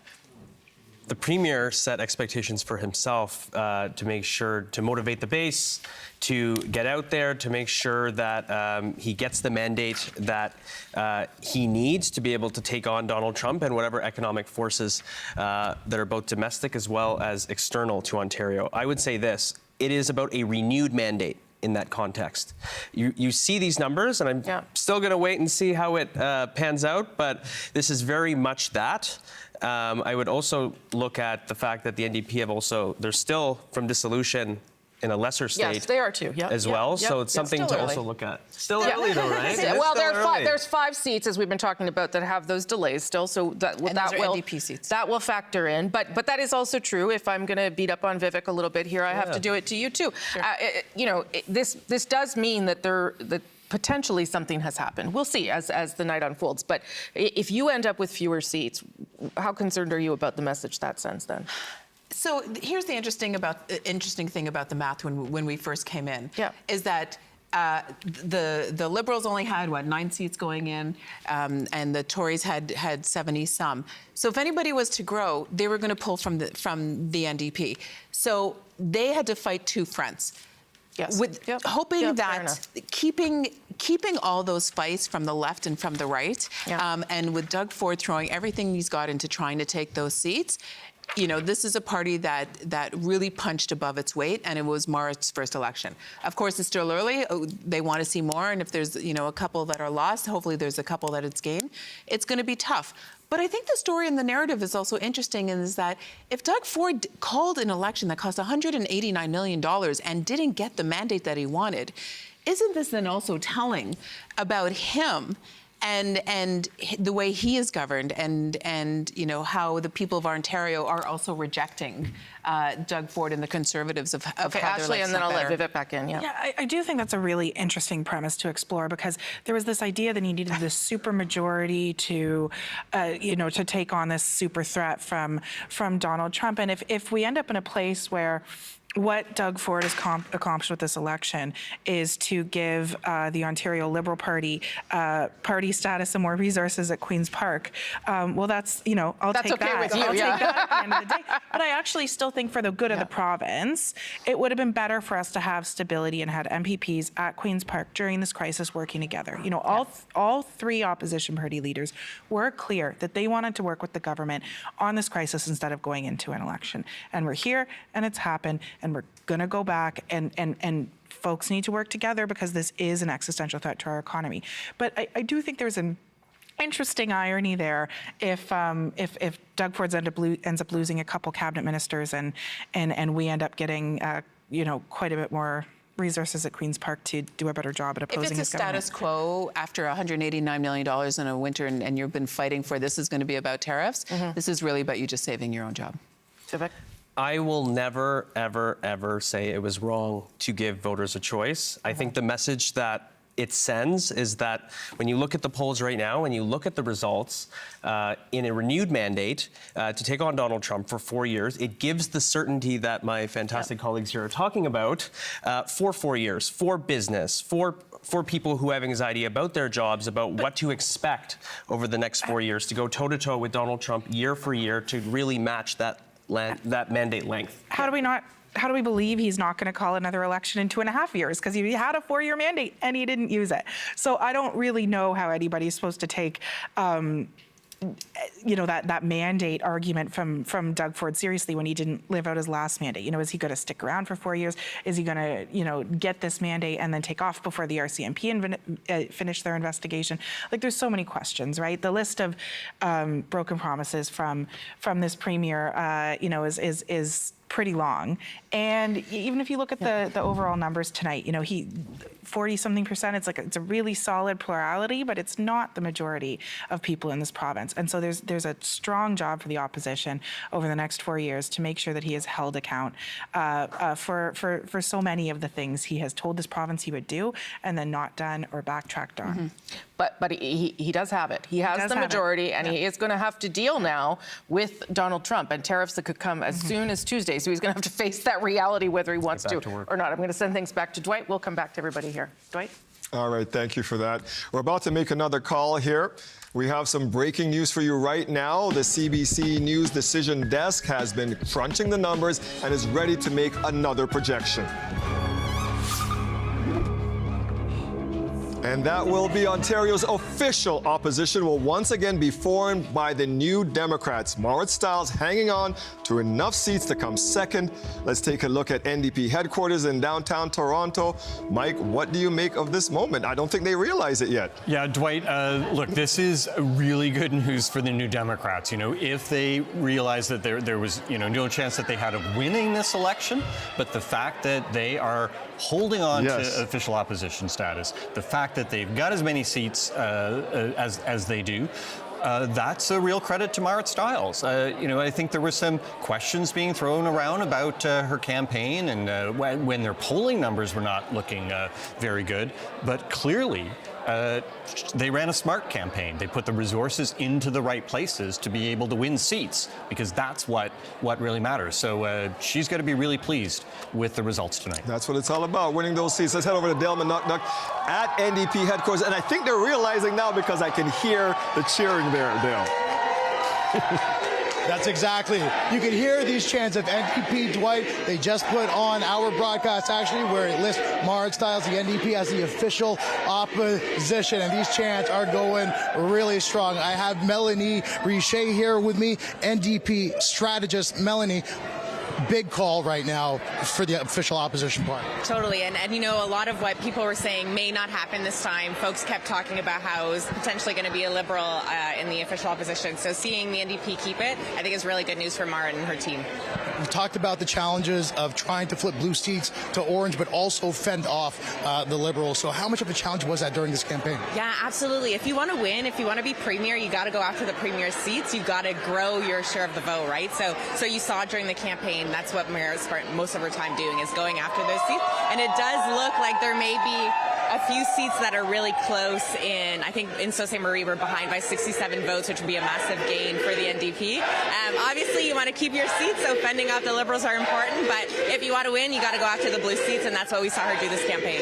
That's Melanie Richer, NDP strategist. You can hear these chants of NDP going again. We are still waiting for Mara Stiles to walk into this building and give a speech, and we're going to bring you that as soon as it happens. Dale Manaknat out at a happy NDP headquarters right now. When we watched the debate that David Common moderated, we heard Bonnie Crombie make an appeal directly to NDP voters to come to her party. David, we're looking at the seats tonight. How is that working out? We certainly are, Dwight. You know, a lot of people may be looking at the panel and seeing the share of vote and saying, what's going on here? Why is it that the NDP have so much less vote but end up forming the official opposition and getting that many more seats? Here's what I'm talking about. Okay, when you look at the share of the vote, the Liberals have the second most number of votes after the PC's 43.4% of the vote. The NDP down at 18.4%. But how does that translate into seats? Here's where we take a look at the actual seat change. Okay, but you know, if you look at the bottom of the screen there, you are seeing that they have. So what's going on? Basically, the NDP vote is much more concentrated, and that includes in a place like Hamilton Centre. They just concentrate a lot more of their vote. It's not province-wide. They've been able to be projected to be elected in that riding. This is one of those ridings that we were not, you know, could have been at play for the PCs. Also, London North Centre projected to be elected for the NDP. This was not a given, and in fact, projected to be elected in the 3 London ridings that they held from 2022. That was not a given when we entered this election campaign. So this is absolutely an NDP win. We'll also go to Windsor West, another one of these ridings. Remember, Doug Ford started his campaign in Windsor West. His Minister of Labour said, "We're coming for you, Lisa Gretzky." Well, they tried. Doesn't seem to have worked. All right, we're going to look inside Toronto now. Toronto St. Paul's television anchor Stephanie Smythe projected to be elected there. She's a Liberal. That is one of the pickups because the NDP incumbent there, Jill Andrew, down in votes and will not at this point be likely returning to Queen's Park. We're also looking in the north, Thunder Bay, Superior North. 2,000 vote lead there for Lise Vaugeois, who is projected to be elected over the PCs. You know, these are all ridings that the PCs had tried to target or that the Liberals had tried to target to take from the NDP. And I think by my count, in only one of those cases did it work. Wow, certainly an efficient vote tonight for the NDP. Let's head back over to Rosie for her thoughts on all of this. Some of those ridings are pretty interesting because those are the very ridings that are very concerned. Windsor West, pretty concerned about Donald Trump's tariffs, and that did not pay off for Donald Trump. Would you like to reenact your reaction to getting official opposition? No. I've never seen someone so happy to come in second. It was a good sigh of relief. It was. I mean, you know, I'm happy for them. I mean, they worked really hard. Yeah. And they pulled the vote, and you know, they had boots on the ground, and so that was really great. Again, we're still hoping for that number to continue to go up, but you know, losing Jill was a bit tough. But here's the thing: is that Doug Ford was laser focused on the border, the border corridor and the manufacturing sector, you know, and he had the resources to go in and you know, for the NDP to hold them off, that is a very strong victory. And Ontario North too, which does flip blue and orange. The fact that you can hold there as well. Yes, and also because it used to be red, and so and I think that the North is very important, and the fact that they do it, they had a strong ground game. They were able to pull the vote, and they're New Democrats are very good at being able to get their vote out. So what is going on, Ashley, with the Liberals? Are you you have a bigger percentage of the vote? You have fewer seats, considerably fewer seats. Is that the way the vote is splitting? Is that vote efficiency? How do you explain that to your party? I think it is a bit of vote efficiency, the way things are splitting. It's the number of boots on the ground, right? Because when you have the NDP has these historic, really strong union relationships that really help them get a lot of boots out on the ground when they know they have to hold a riding, and they'll pour resources into it. And then, of course, the Conservatives being government have that. And I think that this has been a challenge for us. Last election, we had 1 million more votes than the NDP. Yeah. We're looking significantly ahead of them again tonight. You know, we're looking at 29.5% so far of the vote, but nowhere near a third of the seats. So I think there is a conversation to continue to be had among Liberals about how we make our vote more efficient. I think it's something we've been talking about for about 7 years now in Ontario, and we clearly need to keep talking about it. But I think that our organizers have done an excellent job on holding the seats that we had and on making some important gains. And there's a lot of ridings to watch that we're still keeping an eye on that will make a difference on how comfortable we can feel about that party status that we're sitting at right now. Yeah, party status would matter. It's a massive step for us. You know, I don't think people realize, if you don't live in the political world, I don't think you realize what a difference that is on what your resources are, right? Like we've been essentially a series of MPP offices that decide to be friends and help each other, as opposed to the resources of having a caucus bureau and set number of questions and question period. Like that hump over into party status is a massive win for the party. And I think it comes on the force of Bonnie Crombie's personality and the race that she's won.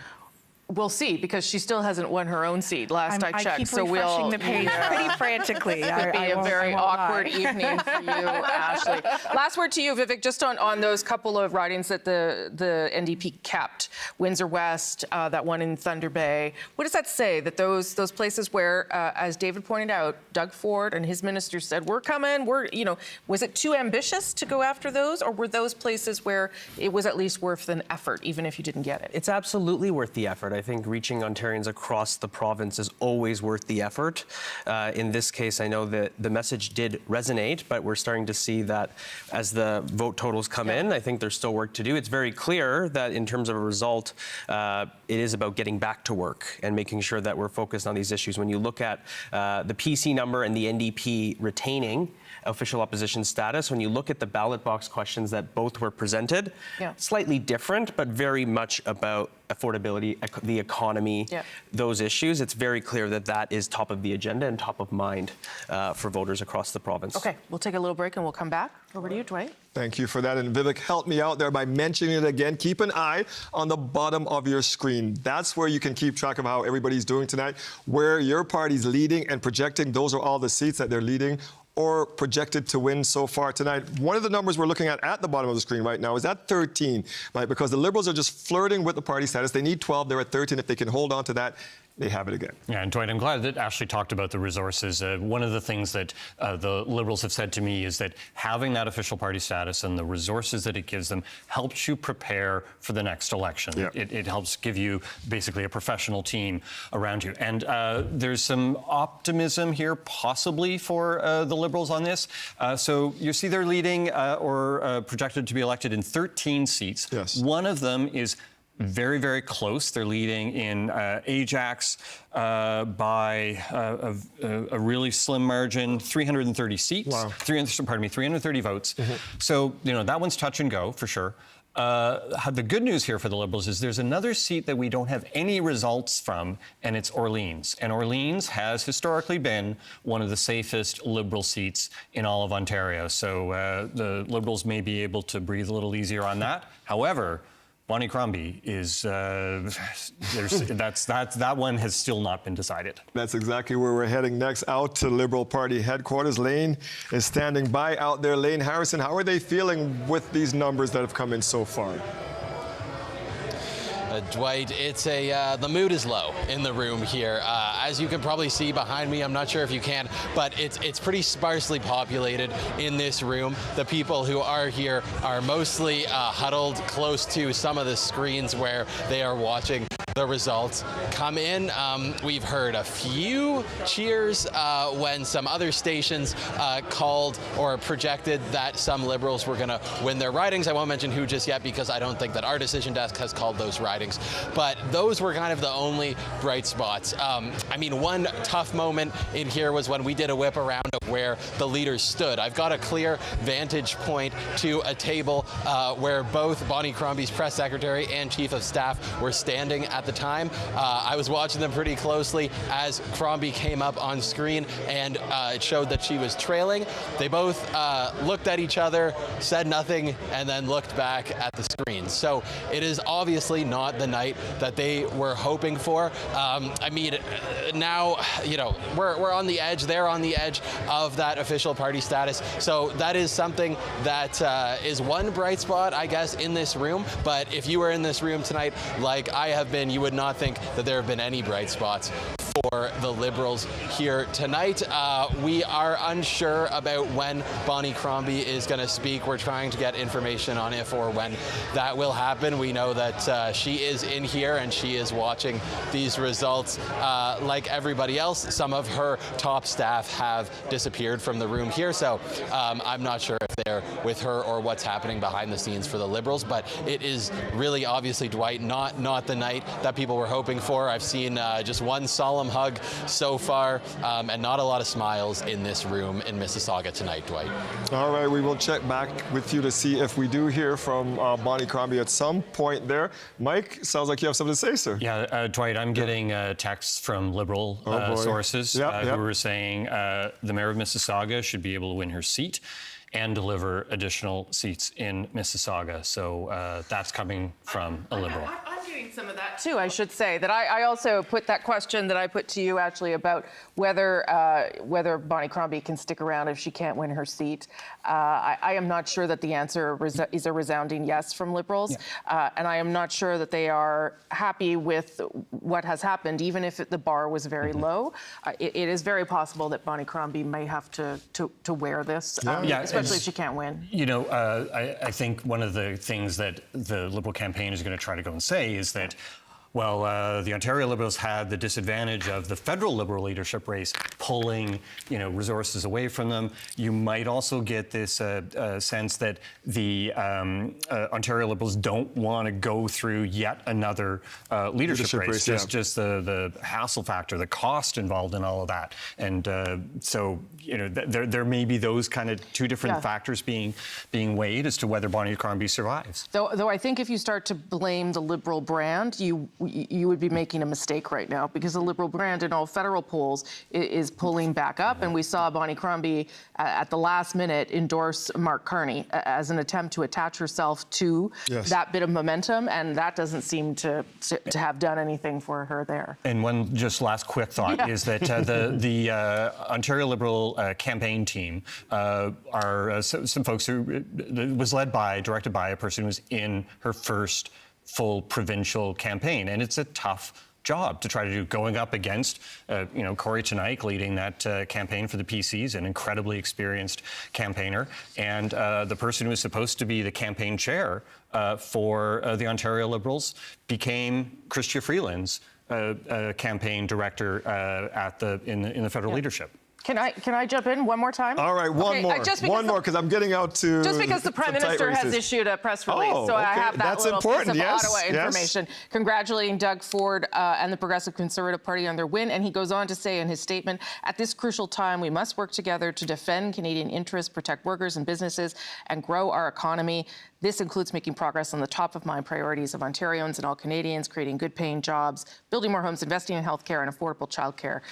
So very much reiterating sort of what Doug Ford's whole point was, right, about this election, and obviously showing that he's ready to get back to work with Doug Ford as Premier. And thank you for bringing that to us from the PM. All right, we promised you drama tonight, and the Liberal leader, maybe not winning her race, is some drama, but David Common has even more drama for us with some of these tight races you're looking at, David. There are some very tight races that are still underway. I just want to help you decode one thing that we see here. Seats to come, which is in near the bottom right corner of your screen. There are 5 of them there. The reason why they are still to come is because there were delays at some of the polling stations, and so Elections Ontario has held back the results for a number of them, including, you know, King Vaughan, Orleans, 2 ridings where they're not going to report results until 11 p.m. So we're still more than an hour away, 11 p.m. Eastern time. We do have 2 time zones in this province.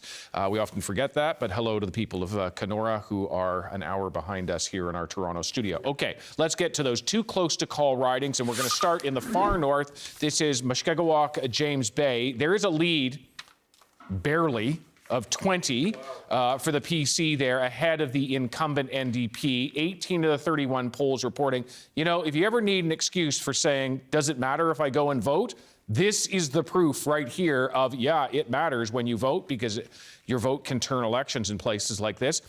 Interesting little note about Mushkegowuk, James Bay. Largest riding in the entire province, 500 times the size of the city of Toronto. Okay, let's move on to our next riding, and that is Mississauga, Erin Mills. Woo, really tight lead there, 39. The incumbent PC in a fight to keep that over the Liberal. One of those races that had been targeted, of course, in Mississauga by Bonnie Crombie, as we've all been saying, once the mayor of Mississauga, maybe not leading in her own riding, but currently not leading in Mississauga, Erin Mills either. Okay, we're on to the next one. Sault Ste. Marie, the PC candidate, open race here, no incumbent, a lead of just 112. So another one of these very close ones.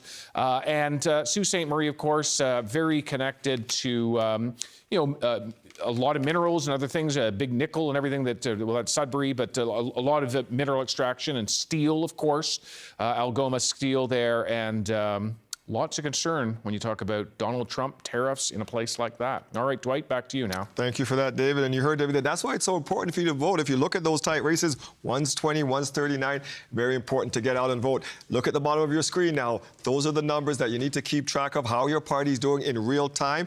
The Greens have got 2 seats projected to win. That was what was expected tonight. They were hoping to get 3. Let's check out Farah Morelli, who's out at the Green HQ out in Guelph. Farah.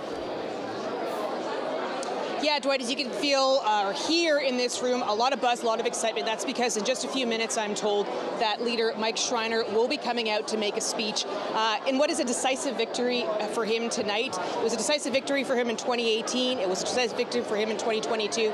Certainly one for him tonight. And he has something to celebrate. We now know, or projecting, that Ashlyn Clancy in the riding of Kitchener Centre will also be going to Queen's Park. So, as you said, 2 Greens returning to Queen's Park. What is going to be a disappointment, though, for the Greens is this riding of Parry Sound Muskoka. We are projecting that the PC candidate, Graydon Smith, and this is with 86 of the 103 polls reporting, will defeat the Green candidate. And remember, that was a riding that the Greens really hoped to flip Green. They spent a lot of time and resources there.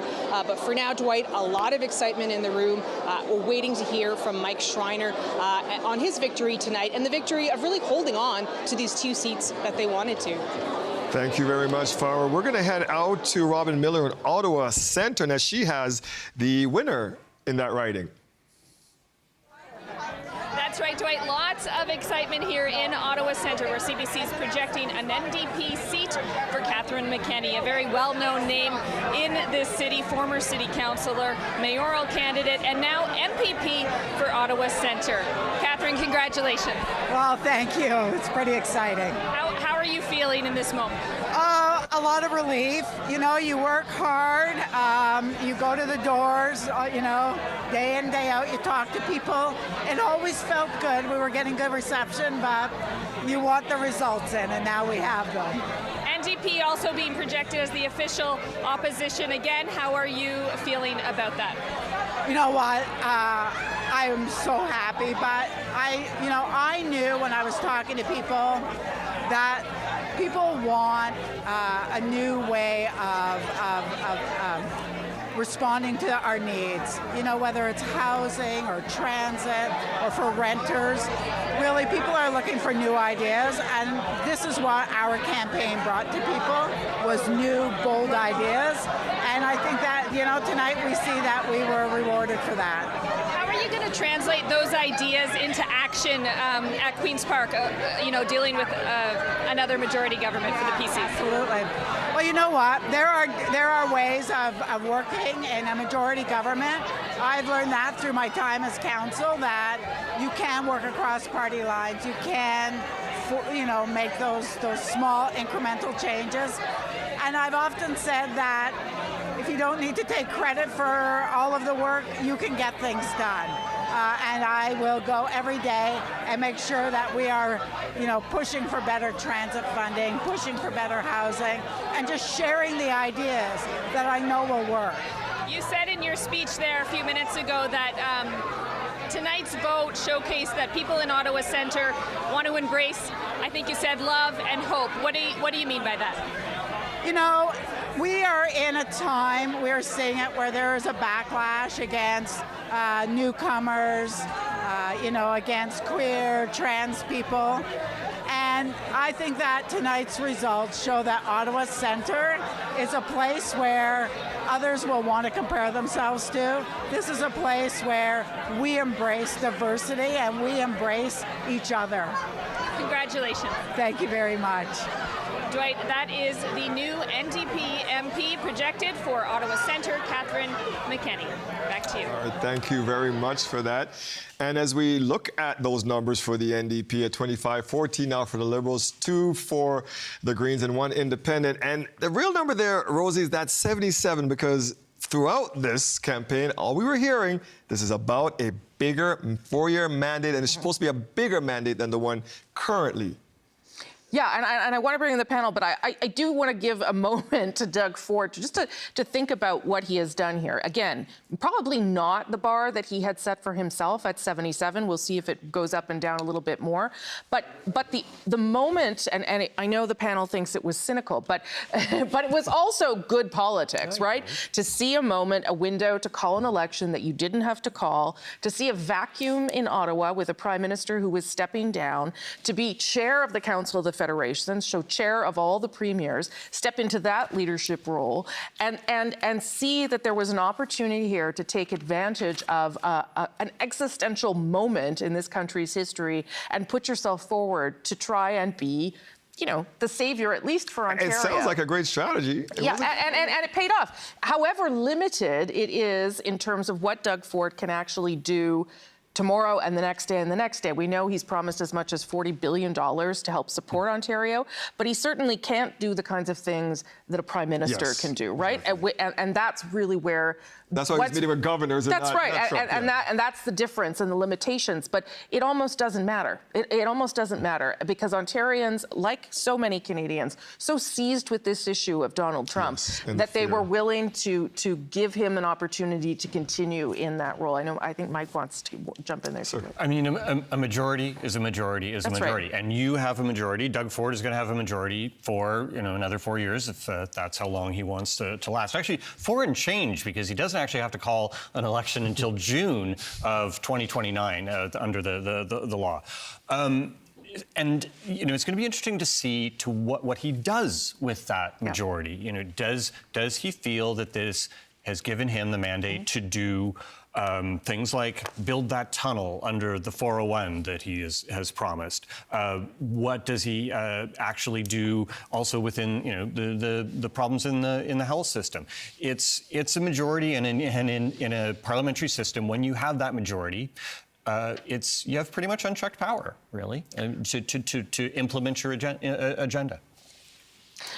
What do you think, Vivek? I mean, just to talk about the timing, the opportunity that I know everyone else thinks was cynical, but it was also when you are making calculations about extending the life of your own government and your power, and you see, potential vacuums of power, weaknesses, opportunities, and you take all those things into account. Tell me how now you think Doug Ford has to live up to the expectations that he has put in terms of his response to Donald Trump, right? It's a great question. I think when you look at the responsibility, it is a majority, and as Mike said, a majority is a majority is a majority, and the responsibilities that come with that. I think the question around, does he have the ability to execute on his agenda? Absolutely, across the board. You look at the work that he's been doing, I think that's an endorsement of that work, of the last 2 mandates, I think growing in strength. You see the momentum even during that campaign when it came to union endorsements, day after day after day, in terms of building a large coalition. He will need that to be able to stand up to those forces abroad. So just to say, I mean, again, it was politically crass, and it was a gamble, and it worked. God bless. And yeah, it's politics. That's what it is. That's what you do. And that's what you do. So the union endorsements, okay, but he's got union endorsements because he was going after NDP seats, right? So I mean, if you peel out the layers and really look at it, but also since he didn't get the majority and the mandate that he asked for, does this mean that he can't go through with what he said he was going to do? Okay, well, we'll talk more. I want to throw it back to Dwight, though, because the Green Party We can see. Thank you for that, Rosie. Well, we just had it there. We just saw the Green Party leader walking in. There he is, the man they call the conscience of Queen's Park, part of their slogan, People for Profits. I wonder if he's heading right to the podium to talk. Let's follow along, see if he is, Mike. Yeah, I mean, Mike Schreiner is an incredibly strong communicator. I mean, us reporters at Queen's Park love him because the man is able to really say things in pithy ways. He's quite smart. He's got some interesting policies.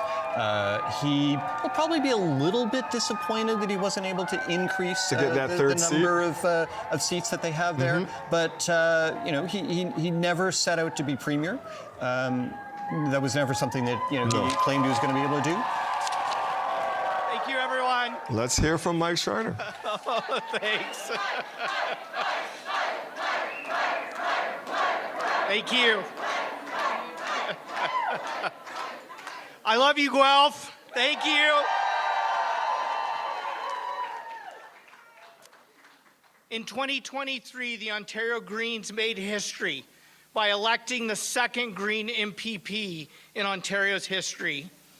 And I just want to say to Ashlyn Clancy, from the day you decided to run until the moment you joined me at Queen's Park to be the second Green MPP, I've been inspired by your courage, your intelligence, your tenacity, your passion, and your commitment to the people of your riding and to this province.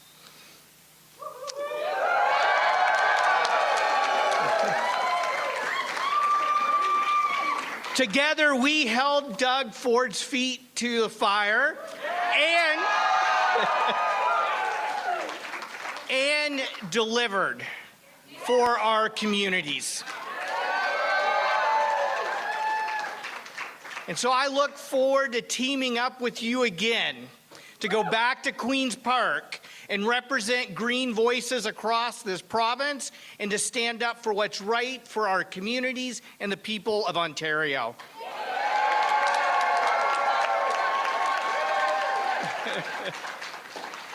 You know what? Anyone who thought Ashlyn Clancy's by-election win in 2023 was a fluke was wrong, and we proved them wrong tonight. And we will keep proving them wrong as we build momentum for the Ontario Green Party across this province.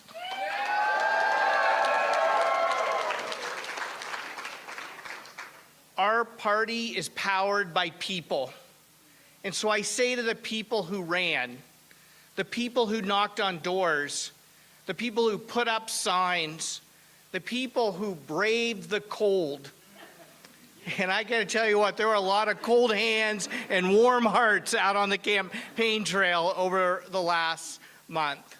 I want to say to each and every one of you from the bottom of my heart, thank you, thank you, thank you for working so hard for the Ontario Greens.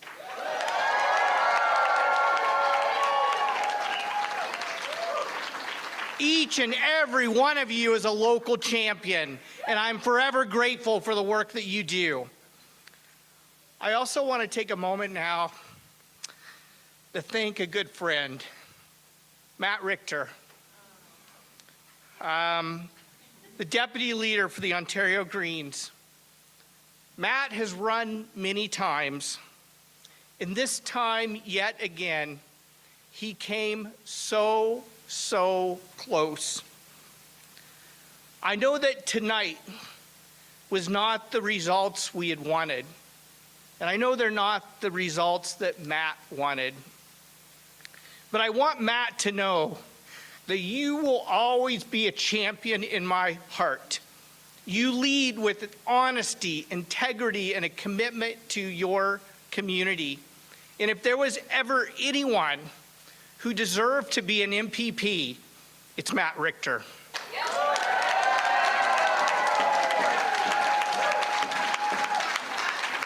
Matt, yeah, let's hear it for Matt.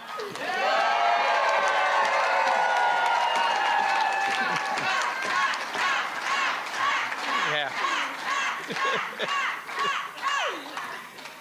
There are real and serious challenges facing the province of Ontario in climate, housing, healthcare, education, and tariffs.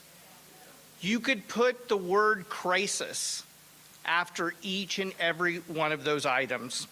As a matter of fact, it feels like crisis has become the new normal in Ontario. I know that Ontarians want us to do better, and I know that we can do better. And so I say to Mr. Ford, congratulations on a majority government. The 2 Ontario Green MPPs will do our job to hold your government accountable.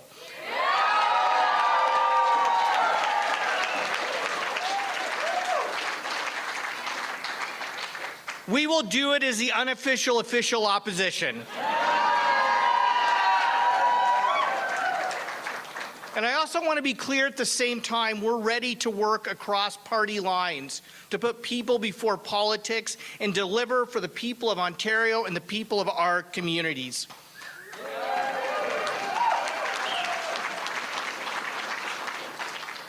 And tonight, I say to progressive voters across the province of Ontario, don't agonize, organize.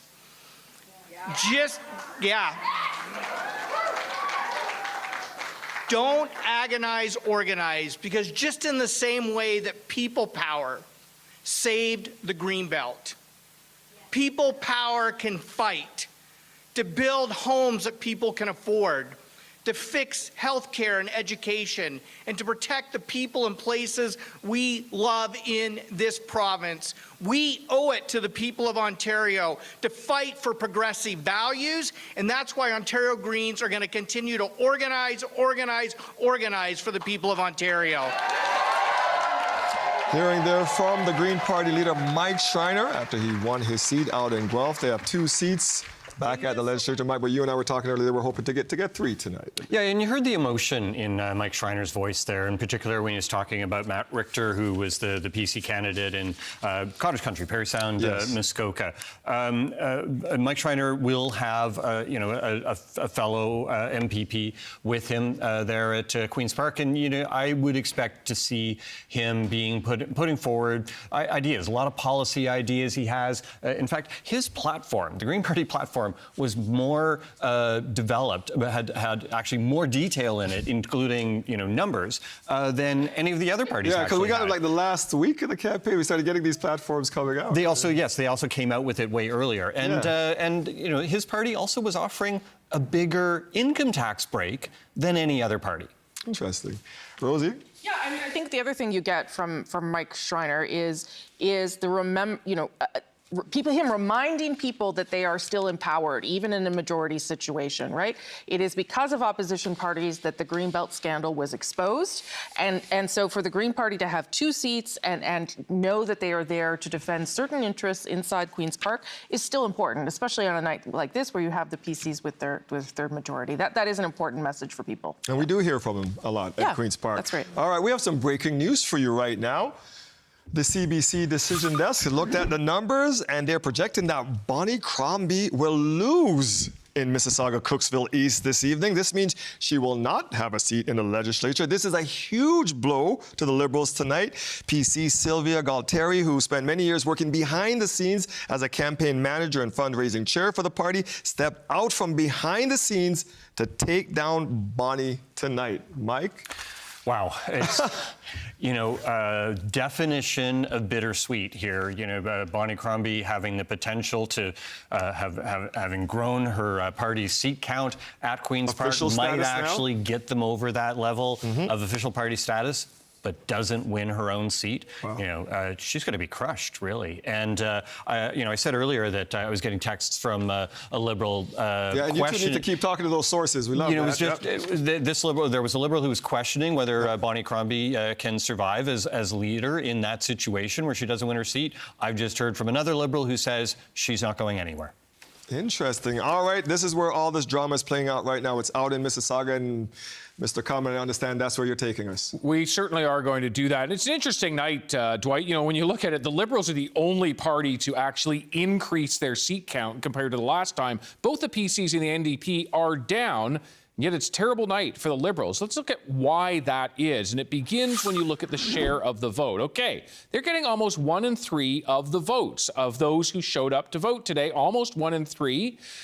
They got way more than the NDP in terms of the share of vote. And yet, because of the way their vote is concentrated, the Liberals are much more spread across the province, the NDP concentrated in specific ridings. And as a result, the NDP end up with more seats. Let's see what's happened in terms of the seat change. There you see it, the Liberals up 6, and it's coming at the expense province-wide of the NDP and the PCs. If we zero in on Mississauga, you remember Bonnie Crombie, 10 years as the mayor of Mississauga. The whole point of bringing her on board was that she would be able to help the party bring all of the ridings in Mississauga under the Liberal flag. Well, that hasn't happened in Mississauga. Moulton, projected to be elected, the PC candidate there, by a considerable margin. All the polls reporting as well in Mississauga Streetsville, 1,800 lead for the PC candidate over the Liberal. Now we go to Lakeshore, Mississauga Lakeshore, and same story once again. It is the PC. All right, Dwight, back to you. And Rudy Cazzetto is the brother of the winner who just took down Bonnie Crombie tonight. So let's head out there. Lane Harrison standing by at Liberal HQ. So Dwight, just behind me here, Bonnie Crombie's sons have taken the stage. Jonathan and I are here tonight to introduce you all to the next Premier of Ontario, our mother, Bonnie Crombie.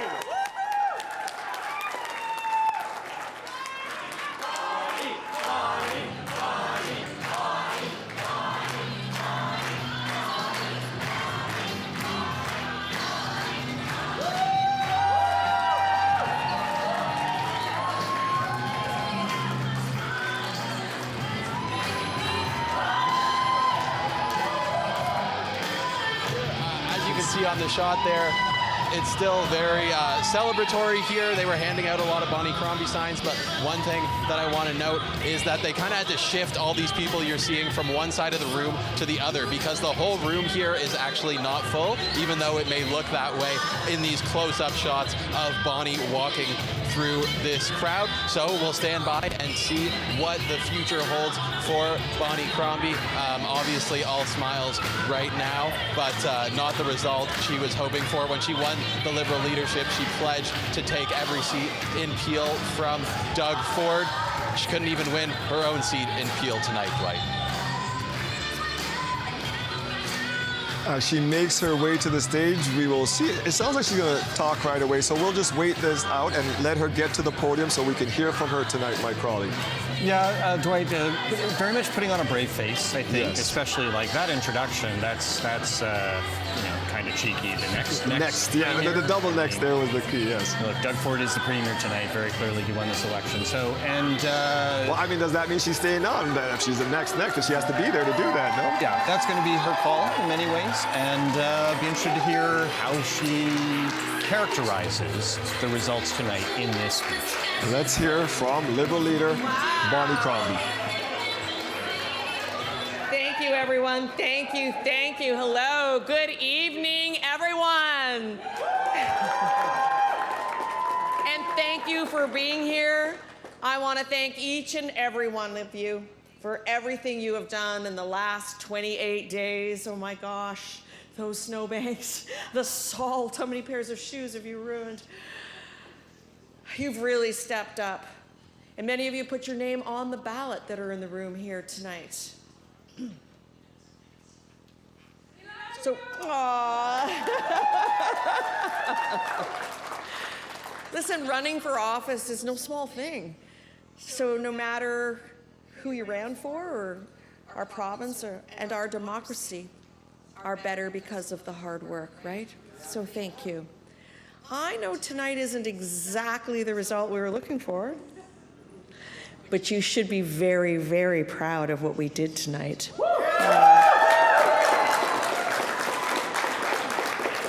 People counted us out. They said the Ontario Liberal Party was dead. Huh. Tonight, you prove them wrong. The Ontario Liberal Party is back to official party status, and that's a big milestone. But it gets better. We increased our share of the votes substantially to 30%. Double digits over the NDP, right? So this is a building block for us. It is a momentum that we can continue to push forward and to grow, right? So tonight, let's celebrate all our new MPPs that we're going to bring back, and let's celebrate coming back to party status.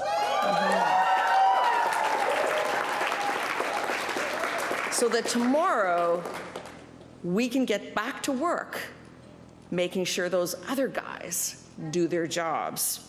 Look, voters have given Doug Ford another mandate tonight. Smaller, but nonetheless. But many, many of you are asking for a strong voice to hold him accountable as Premier. And you can count on me, okay?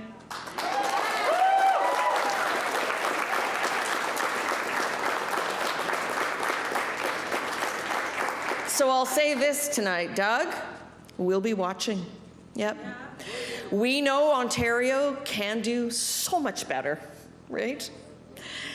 And you know I'm not going to slow down, not for 1 second when it comes up to standing up for the people in this province, right?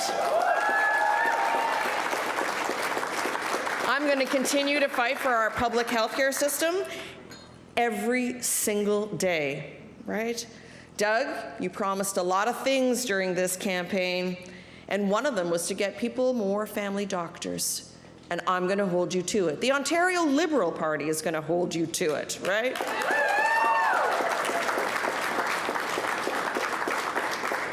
Because the people of Ontario deserve more than they've gotten from you over the last 7 years.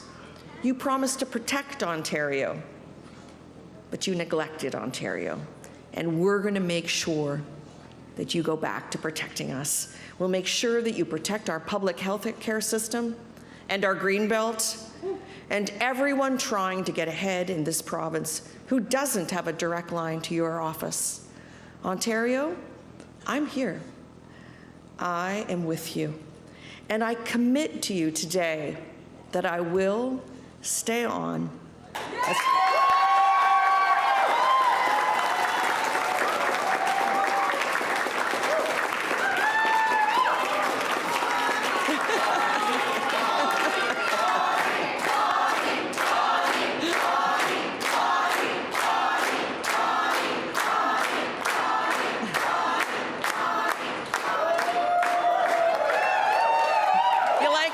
I'll tell you again. Okay. I commit to you that I'll stay on as Ontario Liberal leader so that I can keep fighting for you. Thank you, everyone. Thank you.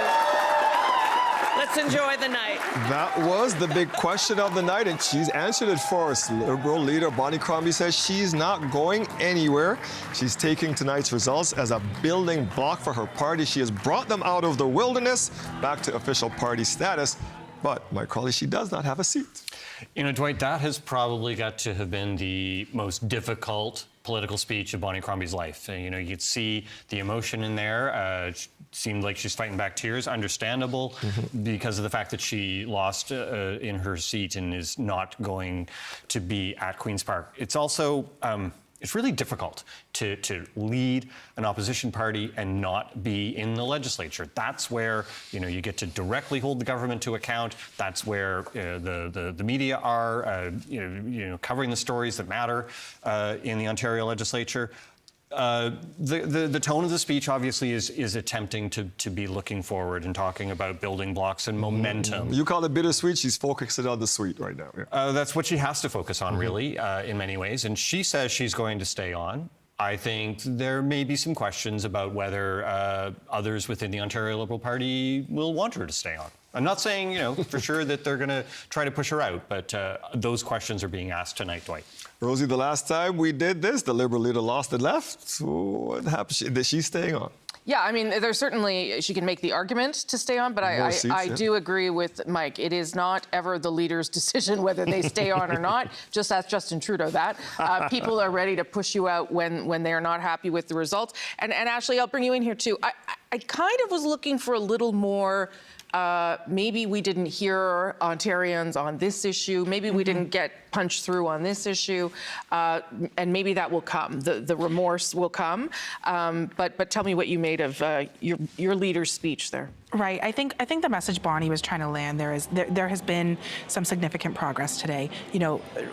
Up to official party status, that is important. It gives us a lot of resources to help us prepare and catch up before the next election. And 30% of the vote. That's not insignificant. And so those are two accomplishments she can hang her hat on. Sure. There is a process. The party has a leadership review process that will come. It will shake out.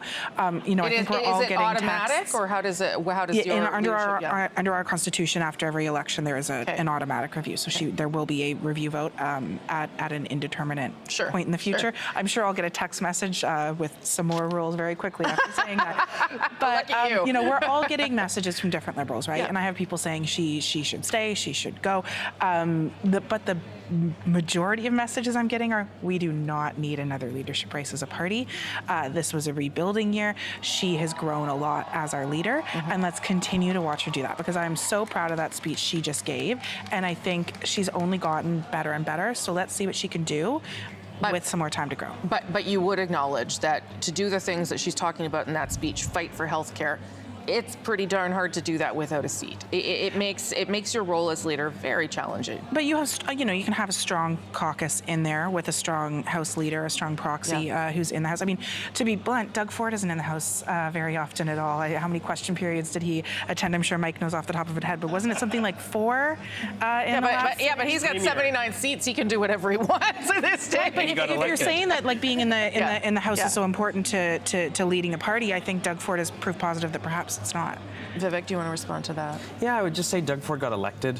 Doug Ford won a majority government. I think he has a lot of priorities inside, but also outside the House.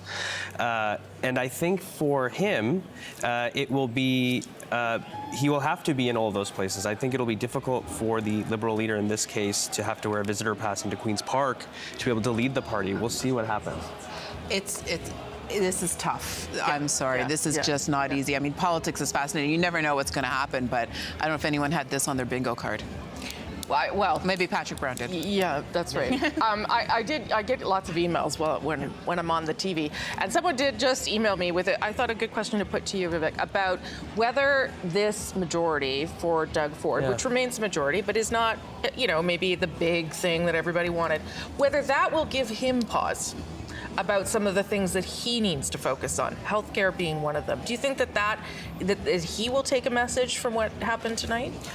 I think that every leader should take a message. I think for now, the renewed premier, he should actually take a step back and look at how did it all transpire? Sure. What are those priorities? I think the message for him, all of the issues that came up are important. Healthcare is important. Affordability is important. The economic challenges we have are paramount when it's existential. I think for him, it's about how do we execute all of those things at the same time, because they're all critical. But we need to make sure that we are doing good as a province, we're doing well as a province, so that we can actually execute on all of those different programs. I just find this, I mean, I'm sorry, I'm just going to be a little, I'm just going to call it out. Yeah. The Conservatives had 7 years to get this done, and now you're talking as if he's never had the job before, right? So now it's going to be like, oh, now I'm going to take care of health care. You know what they have 7 years, and every metric of healthcare has gotten worse. And not only that, I had a friend up north who needed back surgery, got a referral to a surgeon. The surgeon called and goes, yeah, you can have back surgery in Toronto, but you know, you're going to have to spend an extra $750 to secure the appointment, or you're going to have to wait 2 years and get it done. This is how Doug Ford is fixing healthcare? Billions of dollars invested in healthcare, but something I would also add, it's not just about the money, it's about assembling a team of rivals to make sure that you have the best people who can actually execute on that job. Dr. Jane Philpott, former Liberal health minister, brought in to actually bring in some of those minds to be able to execute. That is the benefit of having a leader like Doug Ford. He will bring those people regardless of political stripe, and that's what Ontarians voted for. Last word to you, Ashley. I will say that Doug Ford did nothing to address the crisis in our with family doctors and the fact that there were 2.5 million people who are looking for one in this province until Bonnie Crombie made it a core plank of her plan, and then he brought in a Liberal to do it. You know, he's done a really good job at selling people on an idea of what he does as premier, but then when you actually look under the hood and see what he's doing, the guts aren't good. And you know, tonight was a mixed result for my party, and I think you guys lost some seats that, you know, everybody lost some seats that they probably have members they're thinking of right now. But the fact of the matter remains, the majority of voters in this province did not vote for Doug Ford, and the opposition has an important role to play in holding them to account, because we have seen what they have done over the last 7 years, and we need to stop some of those giveaways. And Doug Ford, back to my original point, will have to take that into account now moving forward, that he will have to course correct when needed. Dwight, back to you. Thank you for that, Rose. If you look at the corner of your screen, you see that big Protect Ontario. We're watching that as we wait for the PC leader to make his way to the podium and do his speech. While we're waiting for that, we're going to go to David Cumming with some of the ridings the PCs targeted this campaign, David. Yeah, absolutely, Dwight. You know, when we look at where we are right now, Trump's tariffs could come on Tuesday. And of course, Doug Ford, when he called this election a little more than a month ago, used it as the justification for why he wanted to have a bigger mandate, more seats. And they started targeting specific ridings across the province. How did it turn out? Let's look right now. And we begin in Algoma, Manitoulin. All right, this was a riding that had been held by a person who'd been kicked out of the caucus and picked up by the PCs. So good for them, good for the campaign in doing that there. Let's keep moving on to another riding, Hamilton Mountain. Okay, this is another riding pick up for the PCs.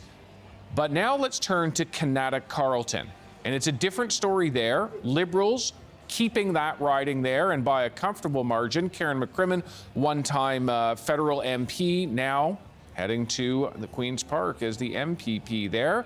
Oshawa, this was the only riding in the last election in the Greater Toronto Area that went to a party other than the PCs. Well, looks like it's staying with that party. The NDP projected to be elected once again in Oshawa. Dwight, I'll head right back to you now. Thank you. And we'll continue with the PC strategy here, Mike. Yeah, Dwight, you know, look, the PCs won, but they didn't grow. They didn't grow the number We wanted of a bigger seats. majority, So, you know, I think what it says about the strategy is, yeah, absolutely, from a perspective of winning an election and buying yourself another 4 years, they did the right thing. From a strategy of, you know, expanding the size of your mandate, you know, expanding your caucus at Queen's Park, I guess there's some questions about whether this was the right strategy. I don't really quite know what it was that didn't resonate, because clearly the thing that mattered to people in Ontario right now was the tariffs. Right? Yeah. And but we're back with status quo, it seems like. And that message obviously worked in winning the election, but it just didn't seem to work in the vast majority of the ridings that the PCs were targeting to try to add to their seat count at Queen's Park. Rosie, this was an existential threat to us, right? That's why we spent the $180 million to do this tonight. We needed that. Yeah, well, Doug Ford spent the money. Let's be clear. Well, it's all our money. It's all our money, yeah, but he made the choice to spend it. Yes, ma'am. Yeah, I mean, listen, I to the point I was making to the panel, I don't think that Doug Ford can look at this result and not take some sort of message from it. Yes, the message can be, people still like me. I have a mandate now to go ahead and deal with Donald Trump. But I think it would be foolish to not also take from the results tonight. I have to be careful. I have to be careful with the decisions I'm making. I have to listen to the opposition parties here, and I have to be held to account by them. And when they do that, I need to be responsive. This is not the sweeping supermajority that we've been talking about. Yes. This is a majority that is important and significant, with a little bit of a flashing yellow light, I would say to him. I like that. Yeah, Rosie, Doug Ford's campaign people were telling him that 90+ seats were, achievable. And I heard from one PC that the number that Doug Ford actually wanted to get was 96 seats, which would have been the most seats ever in Ontario history. So that's what he was looking for. I'll be interested to hear, in his speech, how does he characterize the win? I'm sure it will come across as, a strong mandate to do the stuff that he wants to. But I'll be listening to see whether he tempers it in any way. Yeah. He's increased his seat count the last 2 times out, hoping to increase, as you said, to that big number tonight. Let's head out to Protect Ontario and that PC headquarters with Lorenda Reddecup as we await the PC leader, Doug Ford, to make his way to the podium. Lorenda. Well, Dwight, certainly we're going to be listening, wanting to know what Doug Ford says, because he did talk about wanting that bigger mandate, but right now we're not seeing that. We're seeing him end up with, at this point, fewer seats than he got in the last election. So, we're not seeing what he was talking about wanting. And I know I'm reminded of the various times I've interviewed Doug Ford, and he's talked about the polls. Polls are for dogs, he says, which is sort of, I suppose, Ford's version of dad humor. But we know that they're all watching those polls. They're very aware of what was out there for months. And now we're hearing their campaign song. So we know that Doug Ford is going to be getting close here. We're expecting to hear from him very shortly. I want to mention that one of the big cheers we heard in this room was when it was shown on the screen that Bonnie Crombie, the Liberal leader, was defeated in her riding.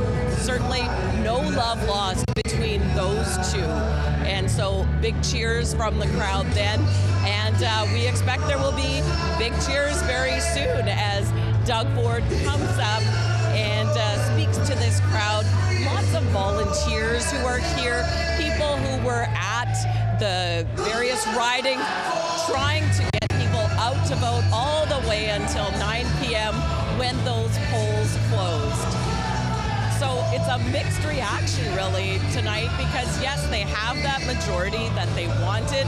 The gamble did pay off in that sense, but they didn't get more seats, which we know that that's what they were really looking for as well.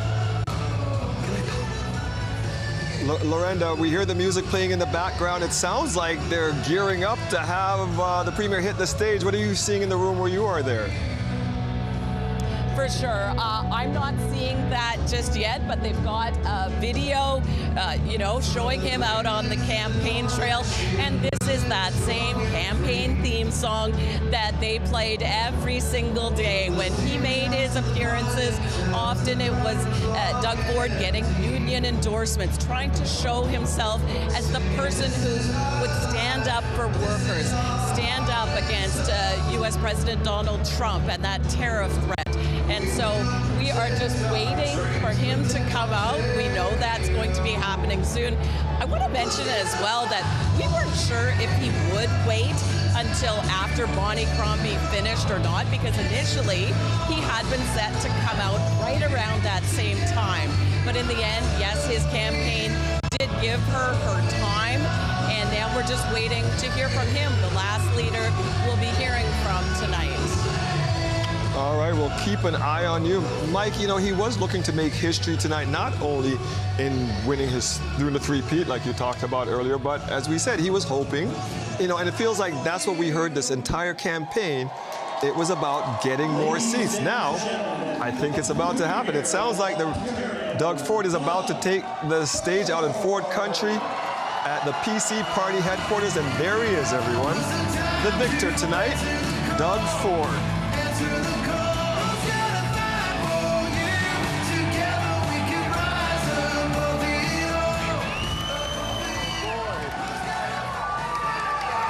Wow, thank you. Oh, thank you so much. Thank you. Boy, what a crowd. Thank you so much, and what a night, and what a result. Thank you so much. Together we have made history. Together we have secured a strong, historic third majority mandate. A mandate to protect Ontario from the bottom of my heart. I thank you for being here, for sharing this incredible moment with me. To the thousands of volunteers right across this province who braved the cold, who knocked on over 2 million doors, tonight belongs to you. Thank you. I want to begin by thanking Carla and my daughters for your endless support. I couldn't do this without you.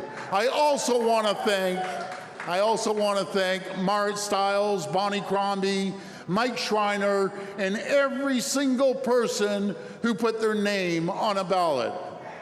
We can disagree on policy, but there's no question at all. Each one of them loves our province, and each one of them loves Canada, the greatest country on earth. Democracy only works if people are willing to step up and step forward. Our province is stronger because of your decision to do so, so I want to thank all the candidates. During my time in office, I hope I've proven I will work with anyone, I will work with everyone to get things done.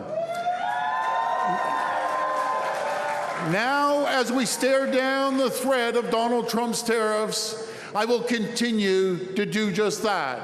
I will work with every level of government and every political stripe, because fighting back against Donald Trump, standing up for Canada, it will take a full Team Ontario effort. It will take a full Team Canada effort.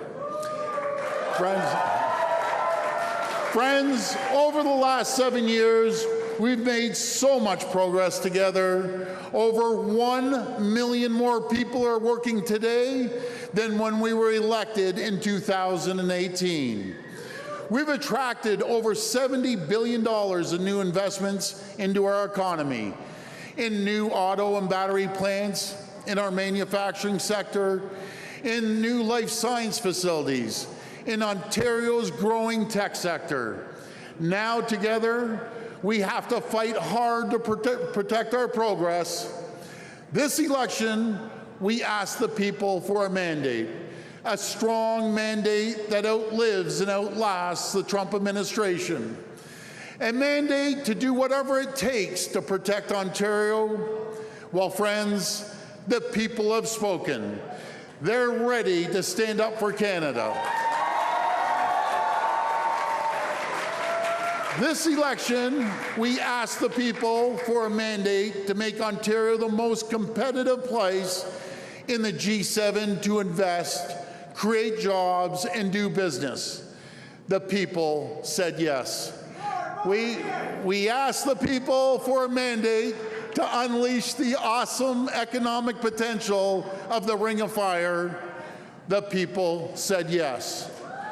We asked the people for a mandate to build up our economy by tearing down internal trade barriers, and the people said yes. We asked the people for a mandate to cut red tape and the excuses, streamline approvals, and build things faster. The people said yes. We asked the people for a mandate to get the federal government out of our way so we can get shovels in the ground on the projects that will build the true North Strong and free. The people said yes. We asked the people for a mandate to build pipelines, to build rail lines and transmission lines, to diversify our trade, find new markets, new customers, and rely less on the old ones. The people said yes. We asked the people for a mandate to clean up our streets, crack down on crime, end encampments, and protect schools and daycares from drug injection sites. The people said yes. And we asked the people for a mandate to build Highway 413, the Bradford Bypass, Highway 3, Highway 7, Highway 11, Highway 69, to bring sanity back to bike lanes, to tunnel the 401, to upload Ottawa LRT, and build the future of GO Transit across Greater Toronto Area. The people said yes. This is our plan to protect Ontario. It's a plan that offers big and bold ideas. It's a vision for the future of our great province and a vision for the future of our economy. Ontario is blessed with everything we need to succeed, the best and most skilled workers anywhere in the world. A pipeline of world-class talent with 70,000 STEM graduates each and every single year. Northern Ontario's enormous God-given potential, offering every critical mineral the world wants, every critical mineral the world needs, and one of the cleanest, greenest grids in the world, with the first small modular nuclear reactors in the G7. You know, folks, it's no wonder the world has their eyes on us. They're looking at Ontario with envy. Now, it's up to us to unlock our potential, roll up our sleeves to get to work. We'll retrain workers for better jobs and bigger paychecks. We'll retool companies for new customers and new markets. We'll reshore supply chains to bring good jobs back home. We'll rebuild roads and highways to keep people working and keep our economy competitive. Friends, this election, we promise to do whatever it takes to protect Ontario. And I'm so proud of the support we received. Together, we made more inroads into new communities, with more people seeing themselves reflected in our party, in our priorities. A record number of unions, including first-time supporters like our great firefighters, our great police, uniformed locals, hospitality workers, and more trade unions, mayors from every region of Ontario, and everyday hardworking people in Thunder Bay, Timmins, and Sault Ste. Marie, in Eastern Ontario, Hamilton and Windsor, in Brampton and Mississauga. Your support is truly humbling. I will never, ever take it for granted. I will never stop working for you, because we're in a battle for the future of our province, for the future of our country. I promise you this: I will wake up every day and I will fight like I've never fought before. I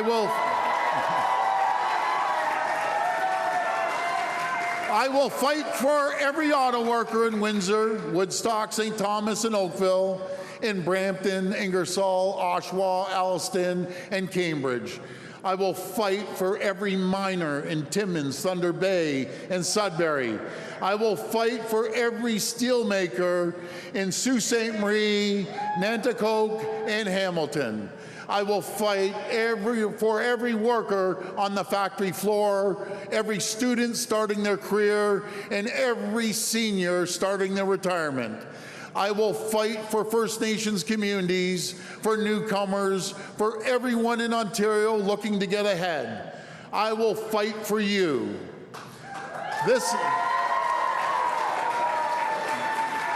This election was about who we are, about the future we choose for ourselves. Donald Trump thinks he can break us.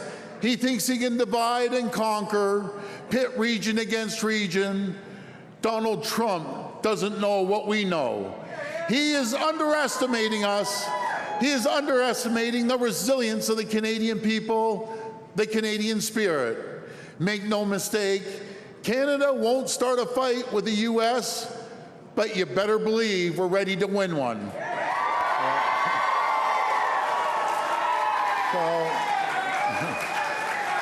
So, thank you. Thank you, everyone.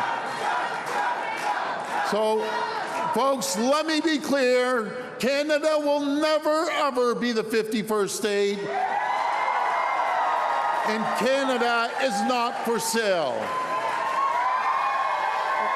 Over the last weeks and months, I've seen the best of our province, the best of our country. Hardworking people standing up for what's decent, for what's right. It's you, the people, who will get us through this, who will fight for our future. Together, we're going to emerge from this stronger and more united than ever before. From coast to coast to coast, we're going to stand together. We're going to fight. We're going to fight for our province. We're going to fight for our country. Together, we're going to protect Ontario. I want to thank you, and may God bless the people of Canada. May God bless the people of Ontario. Thank you. Thank you, everyone. Who's gonna fight for you if there ever was a time to answer the call? Answer the call. Who's gonna fight? You heard from the victor there, and there's the balloon drop we've been waiting for. Doug Ford heading back to Queen's Park as Premier. He said the people have spoken, but Mike Crawley, have they spoken as loudly as he would have liked them to tonight? You know, there's a couple of ways of measuring it, Dwight. If you look at the percentage of the vote that Doug Ford and the PCs have, this is actually up in comparison to what they had in 2022, by a couple of percentage points. The seat count that we're seeing right now is 81, down from the last election a little bit. I think there is still a fairly safe PC seat to come that we don't have any results in.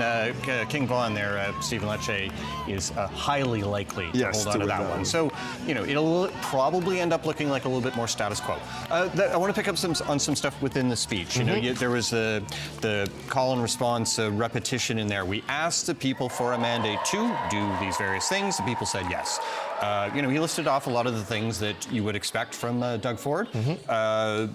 One that I noticed, couldn't help but notice was in there is the tunnel. So I wonder if the voters of Ontario realize that Doug Ford feels that he's been given a mandate to build a tunnel under the 401, the single most expensive election promise ever made in Ontario history, and we don't know what it's going to actually cost. But, you know, all that other stuff, absolutely. They ran on that platform.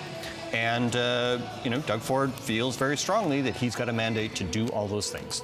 What did you think of what you heard from Doug Ford there, Rosie? Yeah, I mean, obviously he's very happy. He's very happy to have a third majority. He talked again about how this is a vital moment for the province and the country to stand up against Donald Trump, saying that, you know, we are ready for a fight against the United States if needed. But listen, there are people inside the Progressive Conservative Party that believe the number tonight would be more like 90 plus. You know, Mike Crawley talked at the top about 95, 96. Those were not numbers that they were dreaming about. Those were ideas that they thought they could achieve. Yes. So I would imagine that there is a little bit of Doug Ford tonight that is asking himself even, why the heck did I do this if I'm returning with the exact same thing I had before? And that is a fair question, and a fair question for all voters tonight. If you end up with almost the same thing that you had, what was the point of it all? In fact, you could say that Doug Ford had an election to give the Liberal Party party status. That is the major change that's happened tonight. You're not incorrect. One key thing that he did accomplish with this is that they held this election before some things that could disadvantage the PC party. I mean, one of the things that they will never say is that we called this election so that it happened before there were any charges laid in the Greenbelt scandal. But that is one thing that they've accomplished, is they got out ahead of that. They got out ahead of the possibility of a Pierre Poilievre federal government and that weird tendency Ontario has we all go the opposite way. of voting provincially for the party that is not the party in power in Ottawa. Yes. And also the potential backlash, that there could be if people in Ontario didn't like what they see from the early days of a Pierre Poilievre government. So again, they got the timing right. They seized the moment and won this election.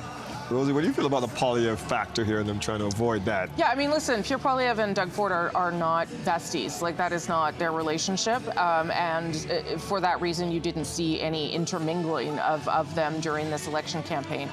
This is not really the best news for Pierre Poilievre, not because there's no scenario in which he could win government still federally, but because there's also a message for Conservatives here. And that message is that the Donald Trump factor is important, and you need to make that kind of a centerpiece of your campaign. It's something that Pierre Poilievre is trying to do. We'll see whether he succeeds, but that is the other part of this message for federal Conservatives. Again, listen, Doug Ford is very happy. Look at him. He's having a great time. He loves being in there amongst the people. But I would imagine still a small part of him is thinking, this wasn't quite where I thought I would end up tonight. As we see Doug leaving, I can see in the corner of our screen there that NDP leader Marit Stiles is arriving at her campaign headquarters. The chairs there, and hopefully we'll get a chance to hear from her tonight. There she is, Marit Stiles winning her seat tonight in Davenport. 25 seats in the House, Mike. So Marit Stiles had a pretty tough job in this campaign. She really had to introduce herself to the electorate of Ontario. She was a school trustee before she became an MPP, but there's an old saying that if you want to be put in the witness protection program, become the leader of the opposition of a provincial political party. A lot of people don't know who you are. So she ran a campaign that ended up with a pretty decent result for the NDP. I'll be interested to hear how she characterizes it. She'll be a bit disappointed that they lost a few seats, but overall, not a bad night for Marit Stiles. And let's wait as she walks up onto the stage and speaks to her supporters tonight at her downtown campaign party headquarters.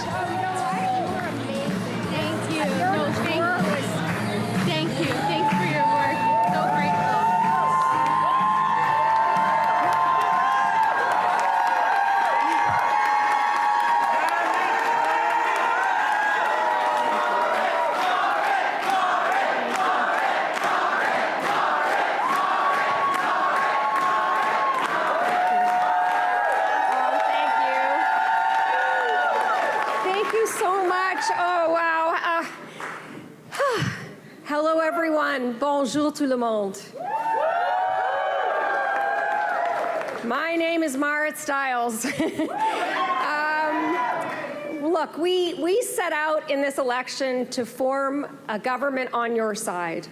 Now, the results aren't everything that we hoped for, but the people of Ontario made their choice. They've re-elected the government, hoping it will help protect them from Donald Trump and his tariffs. And they've entrusted me and my team to do a different, but also very important job.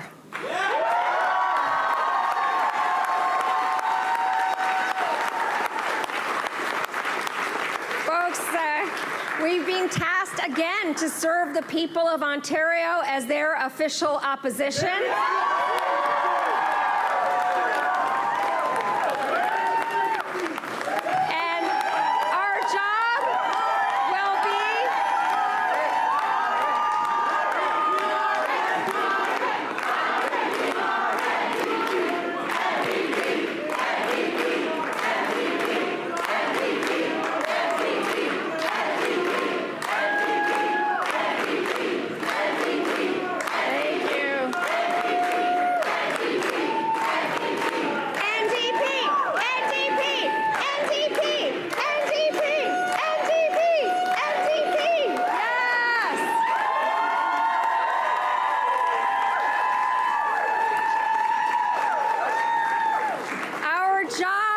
To hold this government to account.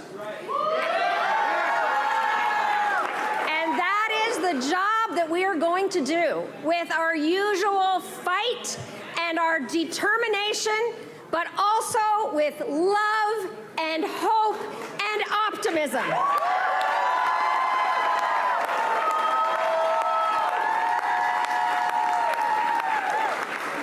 And you know what? In another few years, we are gonna face a rematch. And I'm there for it, my friends.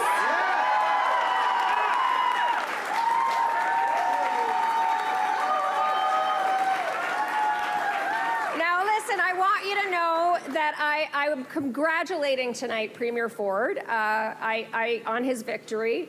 And I really do want to offer him any possible help that we can provide in the face of the threat of Donald Trump. The threat is real. And I deeply believe that we can overcome it with a strong Team Ontario and a strong Team Canada approach. So, you know, my message to the people of Ontario is, in the face of Trump, we will stand together, and we, the Ontario NDP, will stand up for the people.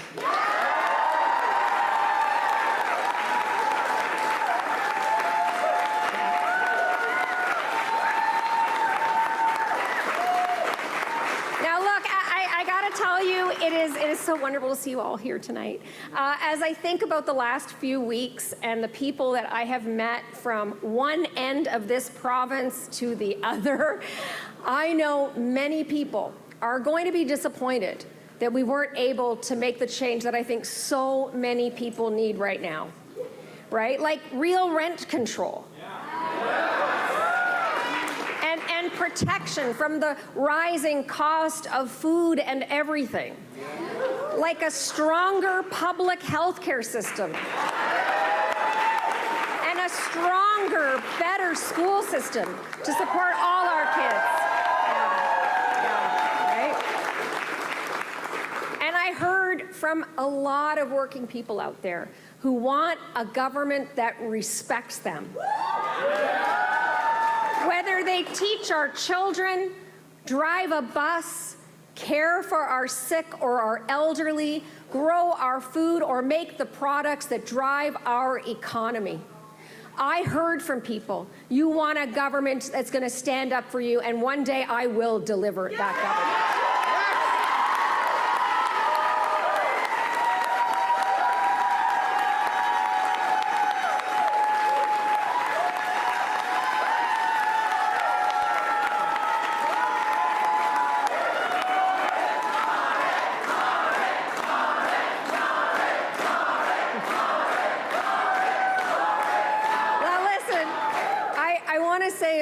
I heard from a lot of people out there on the road that want us to bring back some integrity to government and to stop the wasteful government scandals, and you can count on us to continue to hold the government to account every single day.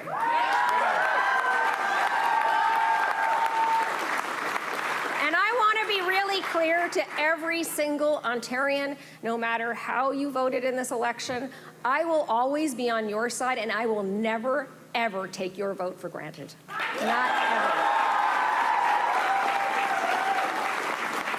So look, we have been given a really big job to do, right? And we are going to do it for the people of Ontario.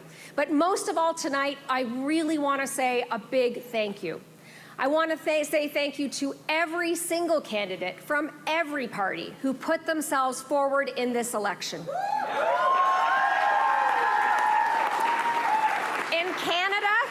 In Canada, free, fair, peaceful elections is what we do. It is a big piece of why we are going to keep our country. You got that, Donald?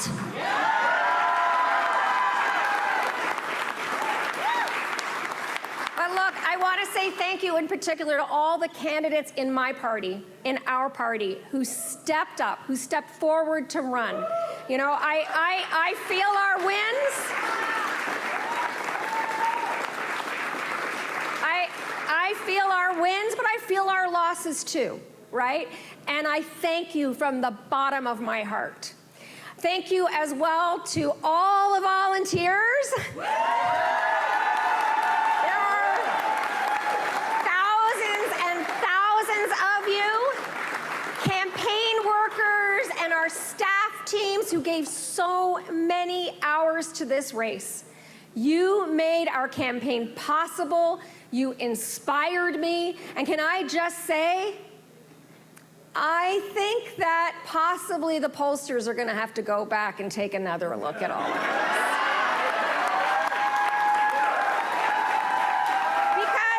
Because if there's one thing we know, it's that New Democrats, our volunteers, the people who want the kind of change we're offering, they show up every time.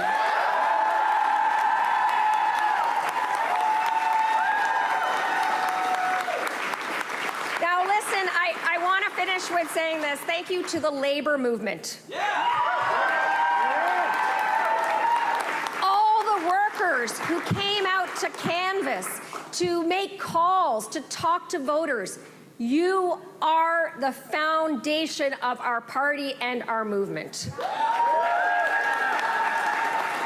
thank you so much from the bottom of my heart. Thank you. And thank you as well. I have to give a big thank you to the people of Davenport.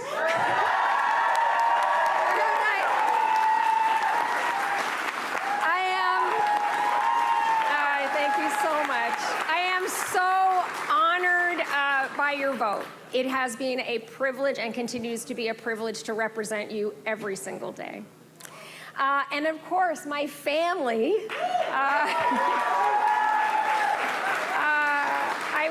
I gotta thank my family for supporting me as always. You are my strength. I love you all so much. And now, my friends, let's get back to work. Thank you so much. Let's do it. NDP leader Marit Stiles there with her victory speech for winning her seat and also for how her party did tonight. She said the threat is real. Donald Trump's threat is real, and we will stand up to him together. Mike, they say if you know Marit Stiles, you like her. The worry was if enough Ontarians knew her. That's what her party was worried about. Yeah, Dwight, that was quite the speech. Really strong, very enthusiastic. I mean, a lot easier for her to deliver that speech than it was for Bonnie Crombie to deliver her speech. Yes. But a couple of things I wanted to pick up on. You heard her say there that when she reached out to Doug Ford to congratulate him, she said, that she's willing to provide. She offered any help we can provide in that fight against Donald Trump and tariffs. Yeah. And so that was a really interesting tone to hit in the speech, a positive, constructive tone. And at the same time, she also talked about the important role of being the official opposition. So some very strong stuff from Marit Stiles in there. And I think a lot of people when they see, if they were watching through tonight, if they see clips of that tomorrow morning. That's a side of Marit Stiles that the NDP is definitely going to want to showcase going forward. Over the next 4 years. All right, over to you now, Rosie. I mean, what did you think of what she had to say and the position that the NDP is in now in Ontario? I mean, I think everyone has to start working together against Donald Trump. That's 100%. What voters expect at this point. Marianne, what did you make of the speech? I thought it's great. And yes, with Marit, people who know her like her. She's trustworthy. She's authentic and genuine. And that's kind of rare in politics. And I think she will definitely in the next 4 years be a force going up against in the next election, but she will hold Doug Ford to account like she has been. She has, yeah. So, and she's been very effective. And, it's I don't know if that's the final seat count or not, but, losing a couple of those seats are really tough.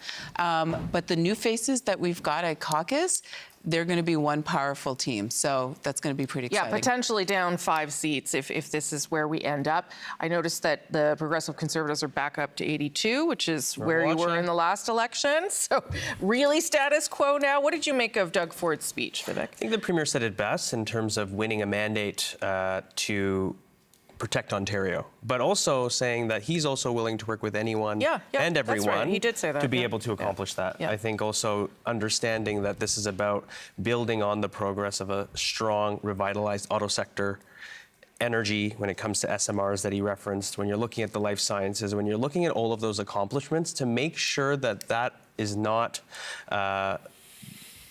experiencing a backslide from what's happening internationally. And that is going to be the focus for the next 4 years, to go toe-to-toe year for year, overlaid on top of a Trump mandate. Do you think there's an appetite? I'll ask all of you this. Is there an appetite for everyone to work together? You know, there was an attempt for that to happen federally. Because of the context we're in, it was not possible. But we did see the premiers and the prime minister working together. We saw business leaders gathering together. Is there an opportunity now that this election has passed for this to actually happen? Yeah, I mean, in December, Bonnie Crombie sent a letter saying, you know, let's put together an all-party panel and let's sit down and let's work on this together when this tariff threat started to get more real. And I don't think, you know, at the end of the day, we all have party hats that we wear, but we're all people of Ontario, we're all Ontarians, and we're all Canadians first. And I think that we all share a desire to take on this tariff threat head on and to make sure that we're standing up not just for our economic growth and our economic health, but our sovereignty as Canadians. And what started as maybe a joke is very clearly becoming a very real threat to our country in a very real way. So elections are important. The people have spoken. But at the end of the day, I do think every single person in this province needs to be ready to row in the right direction right now.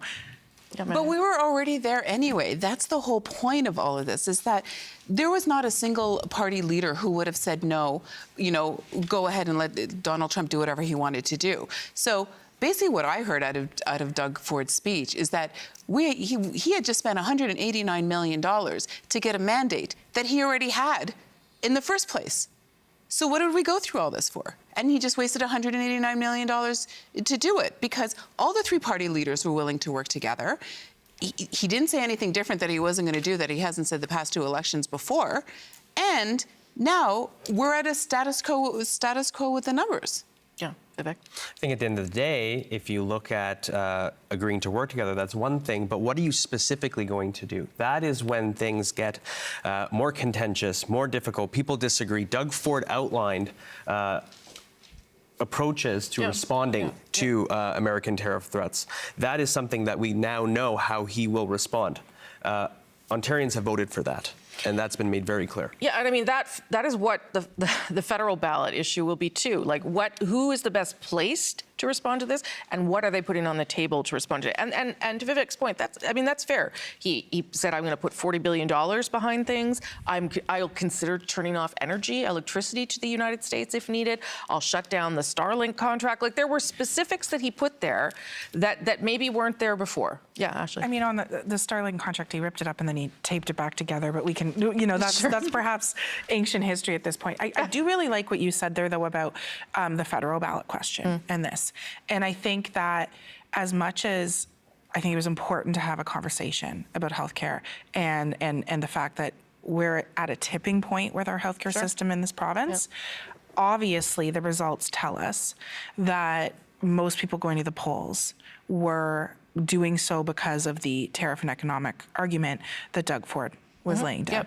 And we could have conversations about vote efficiency and where the boots were and all that.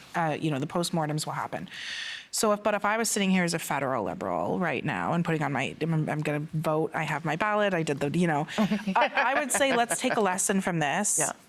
And the ballot question is tariffs, and the ballot question is Trump, and who is our best candidate to take on Donald Trump, and who do Canadians trust the most of our candidates to do so? And I think that it's becoming increasingly clear who that would be in Mr. Carney, and let's see where we go on that front, because I think this is, you know, we should take a lesson from this. Yeah, I mean, there's lessons for everybody here too.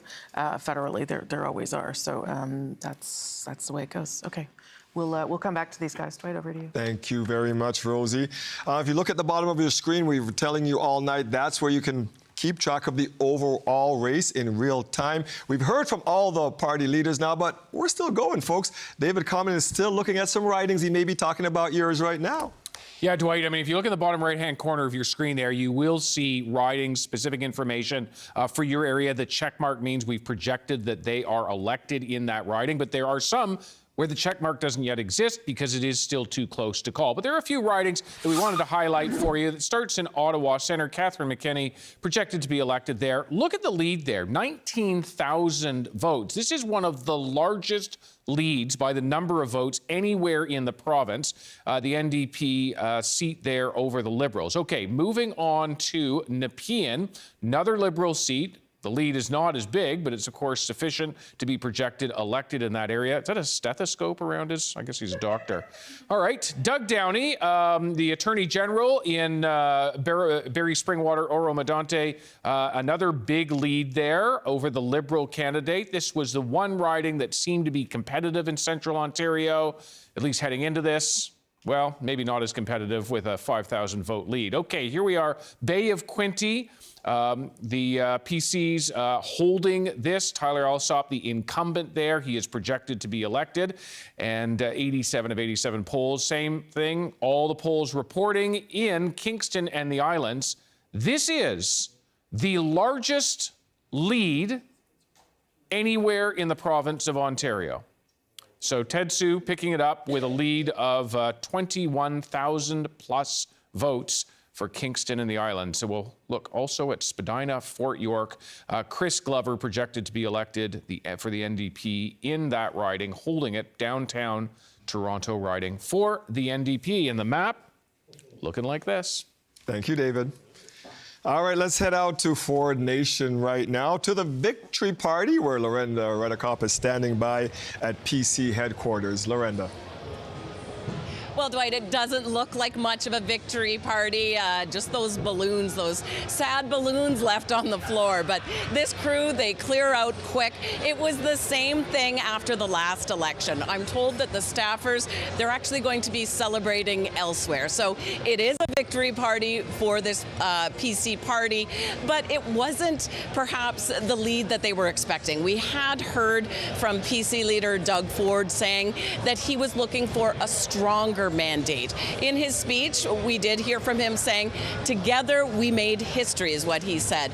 You know, certainly he does have a third majority mandate, which is unusual in this province, something that hasn't happened since the 1950s. And we also heard from him really a call for unity. He was gracious, thanking all the other party leaders, naming them off by name. And then he said, you know, that they may disagree on policy, but he said that each one of them, he knows that they love their province and they love the country. And that's really the message that we had heard from him as leader of the Premier's group, really calling for Canada to be all one. Now you can hear those balloons being popped. They want to get out of this room, I will say, because this is a banquet hall and there's actually a booking tomorrow. So they're wanting to get people out of this room pretty quickly. We are told that they're going to be letting us stay here for until at least 11:30. But I want to mention a couple other things that Doug Ford did say in his speech. Of course, as expected, he brought up Donald Trump and saying that Trump thinks that he can break us, but doesn't know what we know, he said. And he also mentioned, and this one got a lot of cheers from the crowd here, saying Canada won't start a fight with the U.S., but he said, you better believe it, that we are ready to win one. So really sticking to that message that this is about Trump and tariffs and trying to outlive the mandate of Donald Trump. And Doug Ford will be doing that because now he's won a mandate for another 4 years. He will be in office longer than Donald Trump is set to be. Dwight, I'll leave it for you with these popping balloons here. I was going to say, you're doing a great job out there with all those balloons popping behind you. And also, thanks for letting us know why there's no party tonight, because we were expecting a victory party, but they're off somewhere else. Great job. Thank you for that, Lorenda. Next, let's go to NDP headquarters, where Dale Manukduk is standing by downtown Toronto. Dale. Yeah, Dwight, no balloons to pop here, but we're still hearing cheers. This is a big night for the people that came to support Mark Stiles and the Ontario NDP. And while they lose seats in the legislature, you know, it's still a big win for the party because of the projections. You know, Mark Stiles had a moment in her speech where she took a shot at the pollsters, right? You know, she said that Ontario New Democrats, they show up. So whether the polls said that they were going to finish in third place, lose a bunch of seats, yes, they did lose some seats, but it wasn't this devastating night for the NDP. So, all in all, a good night for them, I would say. And the mood in the room would back that up. It was cheers and NDP, Barrett, all night long. Sounds like they will be having a party there at the Great Hall, downtown Toronto. Dale Manukduk there. Thank you for that, Dale. Let's head out to Mississauga next, where we'll find our Lane Harrison at the Liberal headquarters. Lane. Well, Dwight, we heard a lot before tonight about how this election would end up being a race for second between the Liberals and the NDP. And I think you can see pretty clearly in the contrast between what was behind Dale, lingering cheers, a lot of noise, still some jubilation there, compared to what's going on here in Mississauga. Everyone has left the room and they are packing up and getting ready to go home. But despite that loss, despite this, what appears to be turning out to be a third place finish for the Liberals, there are some things that they are proud of, namely, which myself and the panelists and lots of people have discussed tonight, is it appears they will get back to that official party status, which they are happy about. And Bonnie Crombie says that she will not be stepping down. I spoke to a member of Crombie's team who says that much like Ford was keeping the focus on tariffs, she says that Bonnie and the Liberals will be keeping the focus on healthcare, which was, of course, the biggest focus of the campaign that they ran over the last 29 days. And they say that even though Bonnie doesn't have a seat in the legislature, she will still be working as hard as possible with those of her colleagues in the party who do to continue to hold Doug Ford and the Conservatives to account on the health care file. But overall, I mean, for many Liberals, a disappointing night, though I understand there are still some races like the Eglinton-Lawrence race, which is a close race for them that will be waiting until the morning to hear. So maybe some lingering good news will come through for them, but not the best night here, Dwight. No, we can literally see them just taking down all the signs behind you and wrapping it up there at Liberal HQ. Thank you for that, Lane. Let's head out to Guelph next, where we'll find Farah Morelli with the Green leader. Farah.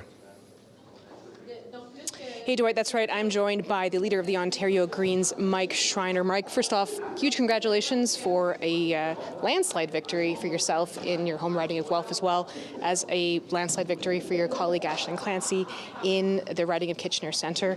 How are you feeling tonight? Well, I think people like their Green MPPs. I think the fact that I won in a landslide, Ashton won in a landslide, shows that people like Green MPPs because we work hard for them. We put people before party and politics, and we deliver for our communities. We just now need to increase the number of Green MPPs, and I'm disappointed we weren't able to do that, but we're going to keep building on the momentum we've started here in Guelph and in Kitchener. I want to ask you a little bit more about that. Success for you, you said before, it was growing your caucus. And in your speech, I noticed you got emotional when you spoke about this loss in Parry Sound, Muskoka, and this loss by this candidate, Matt Richter, who is a friend of yours. Why was it so emotional for you tonight? Well, I just think Matt leads with honesty, integrity, and a commitment to his community. And I think we need more of that in politics. And, one of the cruel things about politics is that sometimes really good people don't win. Actually, oftentimes really good people don't win.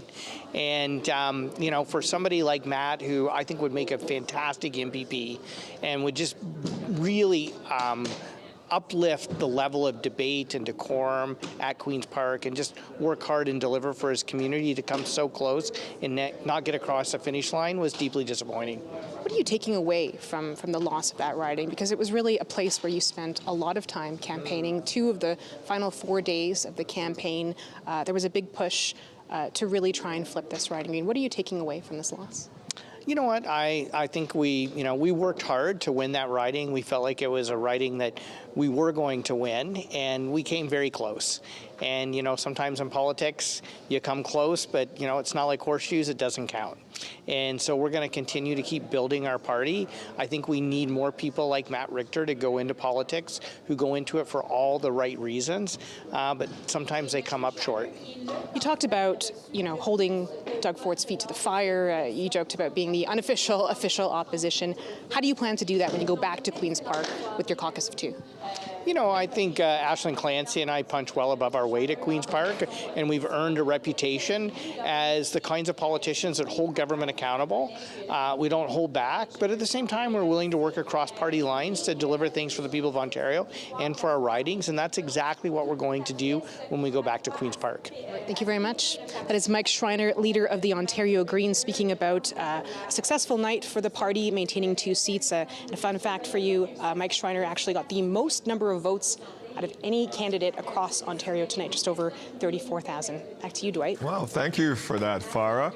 So she told you how many votes that Mike Schreiner got, but did you get out to vote tonight, Ontario? Let's take a look at that. That 2022 election was the worst turnout, with only about 44% of Ontarians casting a ballot. 2018 was one of the highest, with about 57%. So, Mike Crawley, how did we do in 2025 here? Well, I'm looking at that number, Dwight. It's just shy of 5 million people, and the turnout is actually higher than in the last election. And so, look, Thank you, Ontario. There was a ton of concern that, when you throw all these things together, snap, snap election, and the fact that what was this election really about, all that kind of stuff.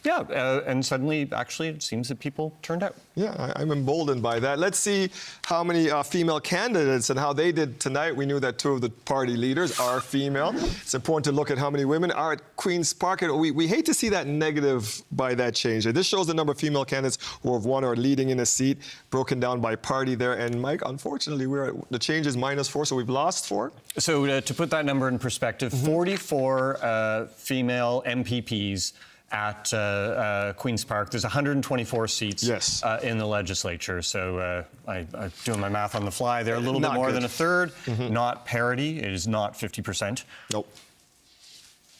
Rosie, what do you think about that? We do have party leaders in this province that are female, but not a lot of candidates there.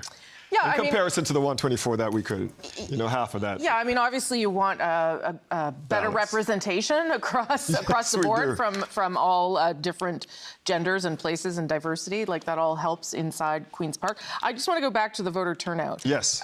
Because yes, we were expecting lower than that. We were even thinking might be under 40 because of the advance voting. But I will also just say that 45% turnout is nothing to celebrate, right? We are at a critical time for this country. But when you look at overall how we do, we just don't. But so surely we can set the bar higher than 45% for engaging in democracy at highest... a time when the country is facing these kinds of threats. So, great that we got better than we did last time for Ontario, but frankly, that's probably not good enough. The highest ever turnout, 2 decades, was about 57%, and that's because it was a change election and people were looking for change. It is disappointing. You're not incorrect about that. Let's head over to David right now. We're going to look at some of the races we can't call tonight, David. Yeah, there are a number of races that we can't call. I'm just thinking about what Rosie's talking about with voter turnout. I mean, Germany had an election on Sunday. 83% of eligible voters showed up. So 45%, I mean, what can we say? Not the worst ever. That's about the cheer that we're at. That's what we said. So look, let's break down why we were, after just 8 minutes, able to call or make a projection about a government, but not able to call yet 5 of the ridings, and that includes Mississauga, Erin Mills. Okay, look at that lead. It's just 20. But you also look in the upper right-hand corner, all the polls are reporting. So why is that? It is because for all of the ridings that I'm showing you right now, Elections Ontario says they've counted all the votes, but they're waiting to count some of the mail-ins and other special ballots. And what that means is the number of ballots that could still be to come could change the outcome of these particular ridings. Mississauga, Erin Mills, the first of those 5. Let's go to the second now.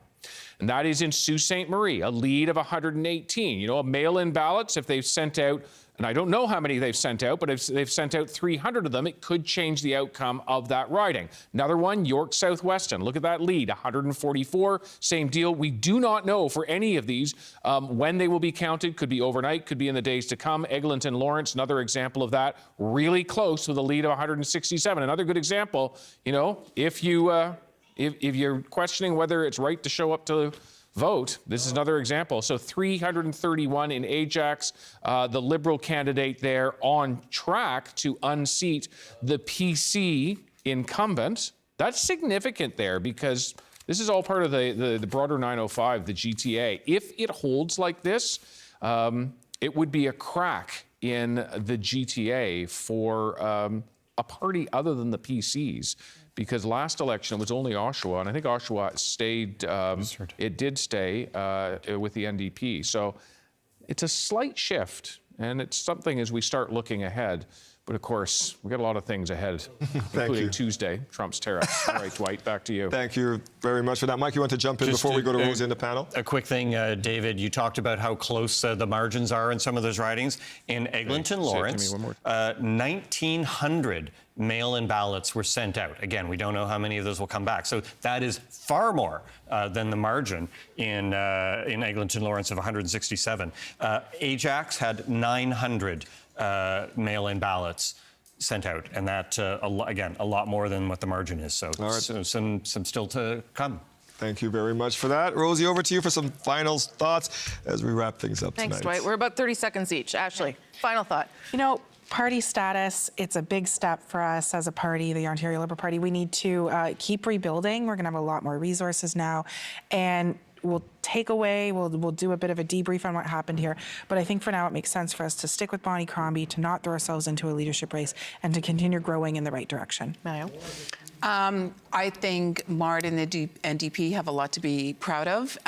They fought Ford Nation and they held their own, which was great. They're going to just get ready and get to work tomorrow and hold the government to account. Vivek. Been watching the polls, watching the seats. We'll see. It could still tick up, but you won, Vivek. Yeah, I'm saying, but a win is a win is a win. So Yeah. I think the premier now has to take that win and get back to work, as he's planning to do with very ambitious plans. So that's a good question to end on. Do you think that how quickly does Queen's Park get back? How quickly does he form his cabinet? How is this going to unfold, do you think, in terms of the timeline? I understand that it does take, from a statutory perspective, around 2 weeks to actually bring the legislature back. So you'll have that to contend with in terms of formally bringing government back, or at least the Queen's Park. I think for him, he is keen to start immediately to actually get back to do the work of the people, as he has been doing throughout the campaign as well. Particularly because, as David said, those tariffs threatening to arrive as of Tuesday. That's right. Thank you all. Thank you so much for being here. It's been a lot of fun, which is what politics should be as well. Yeah, Dwight. Thank you, Rosie. Great panel. Let's get some final thoughts from Mr. Common. Yeah, Dwight, I would just give kudos to anybody who did go out and brave the weather in a February election. Thunder Bay in the midst of a snowstorm right now, 25 centimeters getting dumped there, and they faced that. Toronto got 54 centimeters in the middle of this campaign. And so if you got out, were able to push your stroller, climb over a mountain of snow and get there, good for you for participating in your civic duty. Because it is so very important. Mr. Crawley. Yeah, Dwight, a win, absolutely. Doug Ford has won 3 straight majorities, and said it once earlier tonight, that hasn't been accomplished in Ontario by a premier since the late 1950s. I wasn't alive then. So it's a big win. I'm also noticing that actually it looks like every single one of Doug Ford's cabinet ministers who ran again has been re-elected. Thank you for that. And thank you for joining us tonight. What a night it has been. Premier Ford has done it again. Thank you to our studio team, David Common, for bringing us the results throughout the evening, our chief political correspondent, Rosemary Barton. Thank you to our panelists, Maran Nader, Ashley Chinadi, and Vivek Prabhu. And of course, I call him the encyclopedia beside me, senior Queen's Park reporter Mike Crawley. All of our great field crews out there tonight. Of course, our CBC decision desk. And of course, you. Thank you for joining us here on Ontario Votes 2025. Good night, everybody.